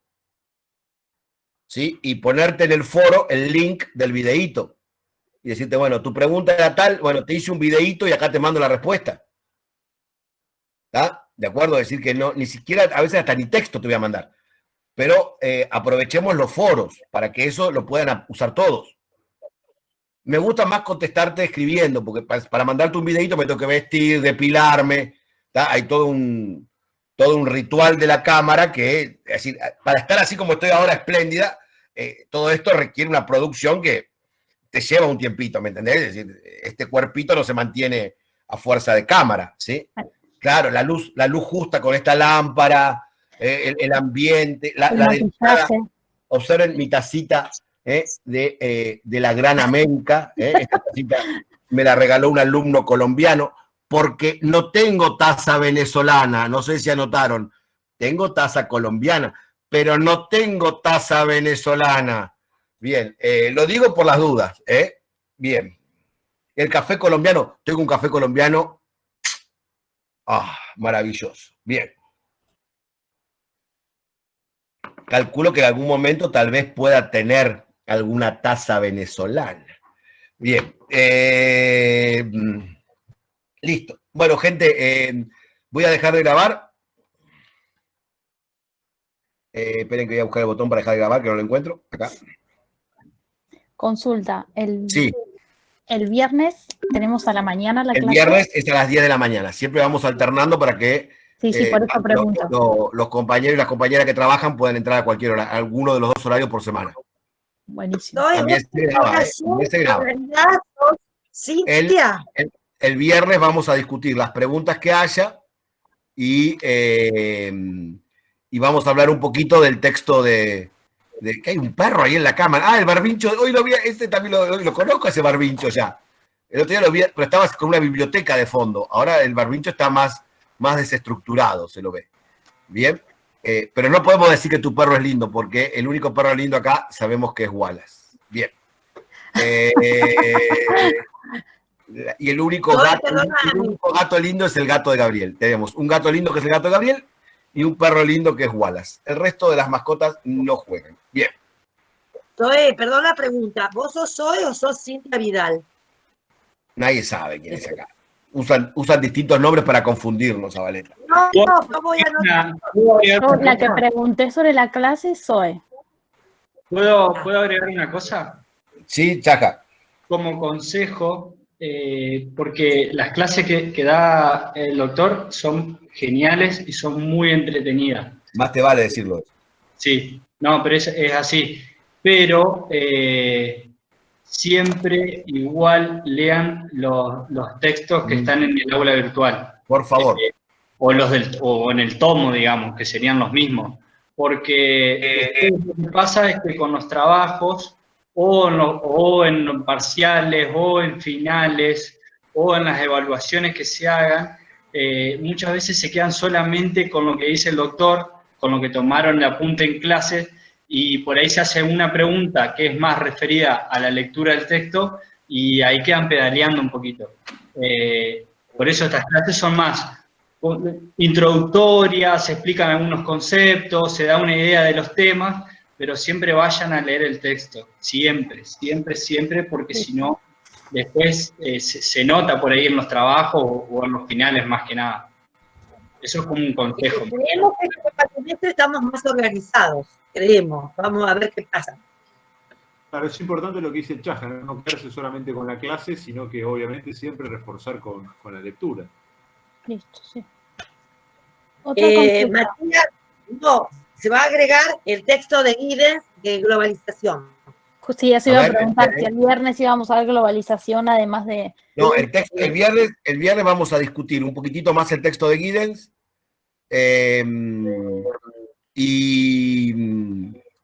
no, el texto de Giddens no, perdón, dije una pavada. El texto de Rafin. Y vamos a incluir el concepto de globalización, las dudas que tengan. Pero, a ver, lo que tiene de bueno esto es que los dos textos, tanto el texto de Rafin como el texto de Giddens, no son textos académicos, son textos pedagógicos, son textos escritos para alumnos, son textos del libro de texto, con lo cual no están escritos para la academia, están escritos para estudiantes. Es decir, que se leen fácil, van a ver que lo van a leer fácil, tienen titulitos, adentro de los títulos explican cada cosa, es decir, no son artículos escritos para la academia, para los sociólogos, sino que son artículos de los dos salieron de un libro de texto. ¿Sí? Hay un libro de texto de Giddens que se llama Sociología, que es lindísimo, de donde salió el artículo de globalización, y hay un libro de Rafin, que Rafin es el recopilador sobre la problemática sociológica actual. Pero son libros escritos para estudiantes.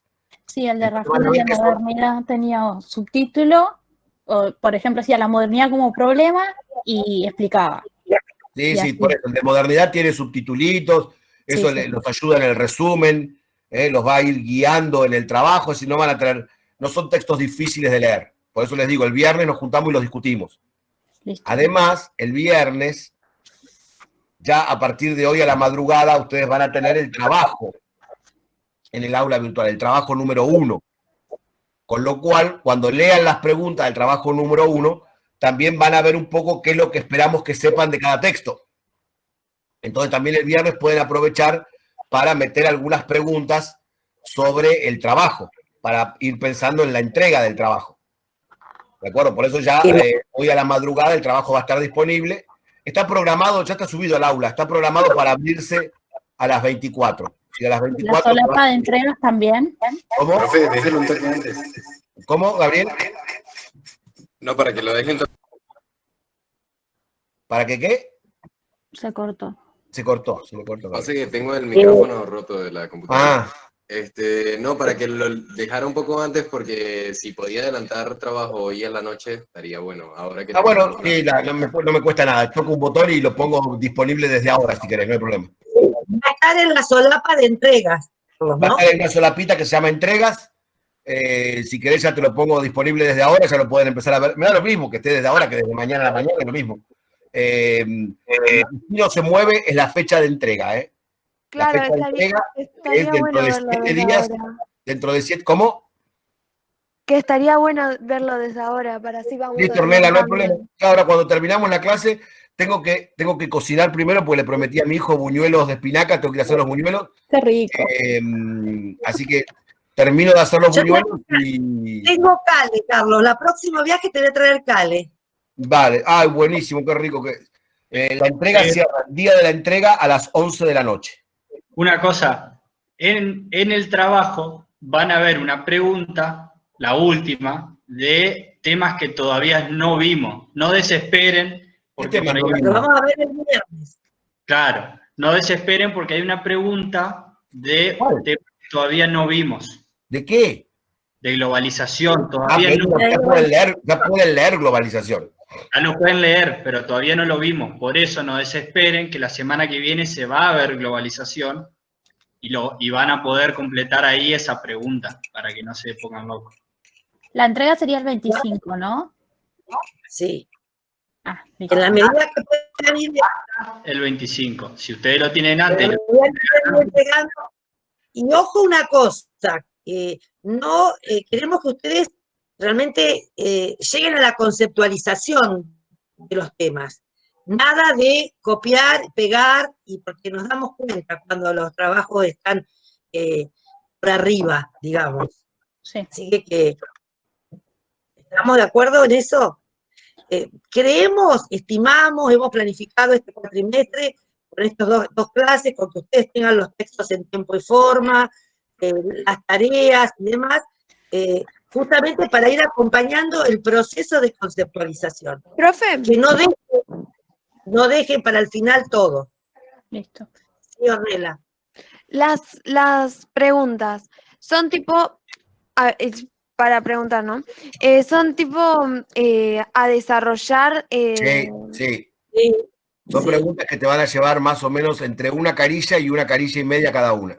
Claro, pero a desarrollar a nuestro entendimiento, o sea, lo que nosotros entendimos sobre el texto, o es algo puntual. No, vas a tener que leer el texto, te va a decir, bueno, ¿quiénes son los actores sociales en el periodo precapitalista temprano? Bueno, vas a tener que buscarlo en el texto, explicar quiénes son, por qué vos considerás. ¿De acuerdo?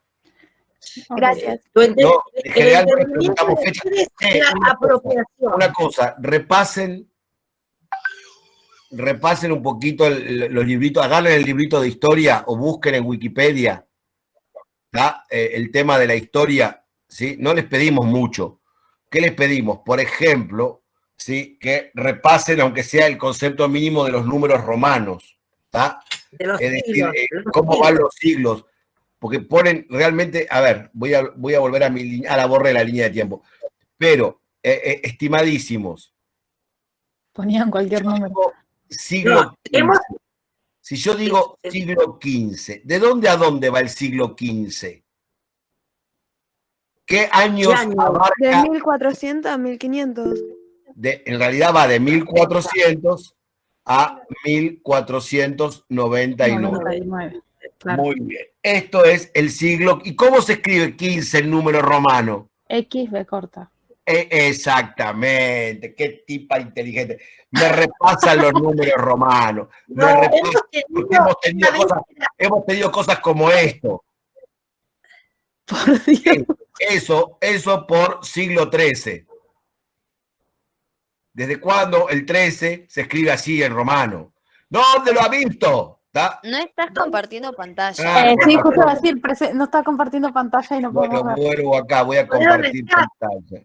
Hemos tenido alumnitos que nos han escrito, ahí está, siglo XIII, así, siglo bien, con S, siglo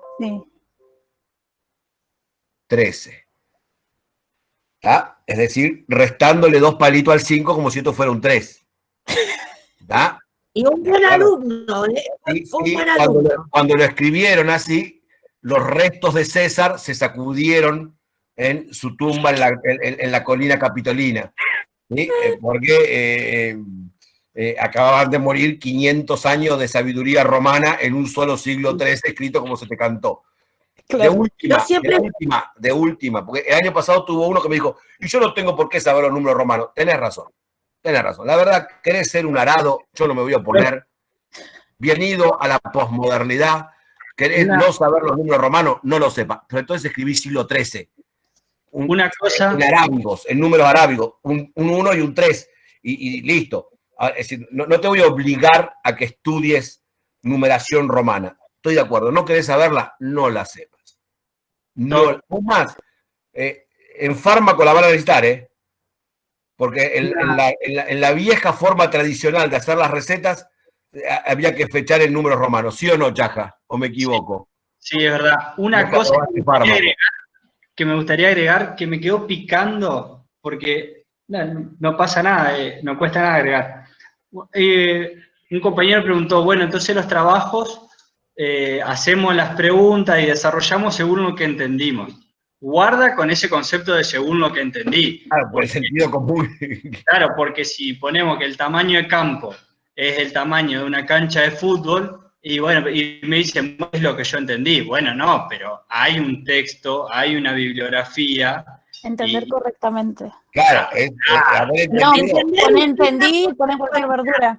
Contestar según entendiste, siempre y cuando hayas entendido bien. Claro. La idea.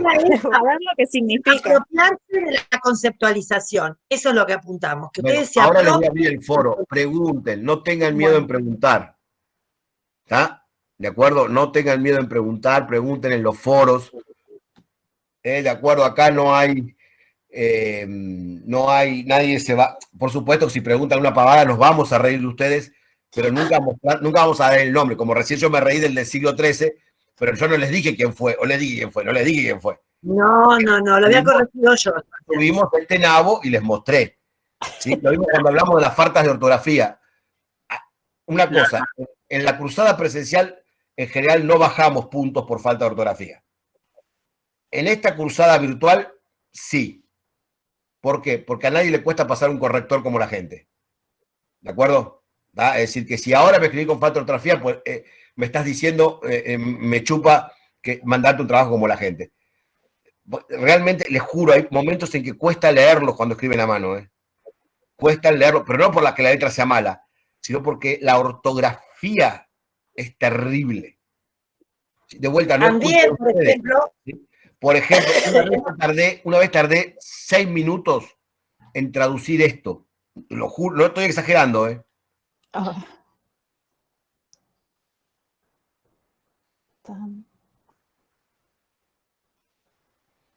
Y leía la oración y no lograba. Es real. No lograba darme cuenta que mi estudiante había querido escribir. En la cátedra tenemos un papel con los top 5. Esto lo escribió así, con N, con B corta y separadito.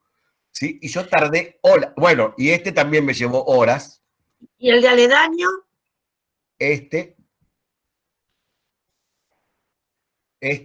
Estuve horas tratando de ver qué decía acerca. ¿Sí? ¿Está? ¿De acuerdo? ¿Y el de aledaño? ¿Aldeano? Sí, aldeanos por aledaño, ¿no? Unas cosas tenemos maravillosas. No. Después tenemos otros que son divertidos. Claro, por lo ejemplo, menos tomarse el tiempo de ver si lo que estamos por haciendo ejemplo, esto es buenísimo. Porque esto es un grupo de personas que ahora se convirtieron en tornillos. Por eso son esclavos. ¿Sí? Han dejado de ser clavos y se convirtieron en tornillos. ¿Sí? Porque antes eran clavos y ahora son tornillos. Por eso son esclavos. ¿Sí? Bueno, todo eso lo tenemos, en la cátedra tenemos una hoja gigante pegada en la pared donde cada docente va agregando las cosas que lee cuando corregimos los parciales, ¿sí? Pero nunca ponemos el nombre del alumno al lado, solamente se pone, está prohibido y nos reímos ¿es y nos en mandamos serio? WhatsApp. Cada uno a medida que va corrigiendo, se va mandando WhatsApp de lo que encuentra, ¿no? Miren lo que encontré, guau, guau, guau, guau. Pero tenemos un límite. ¿Cuál es el límite? Todo eso es sin nombre. Sin nombre. Al alumno después sí se lo decimos, ¿Está? Al alumno después se lo decimos, ¿sí? Le decimos, mira, pasó esto y esto, mirá tu no. Pero ¿por qué se lo decimos? No, y eso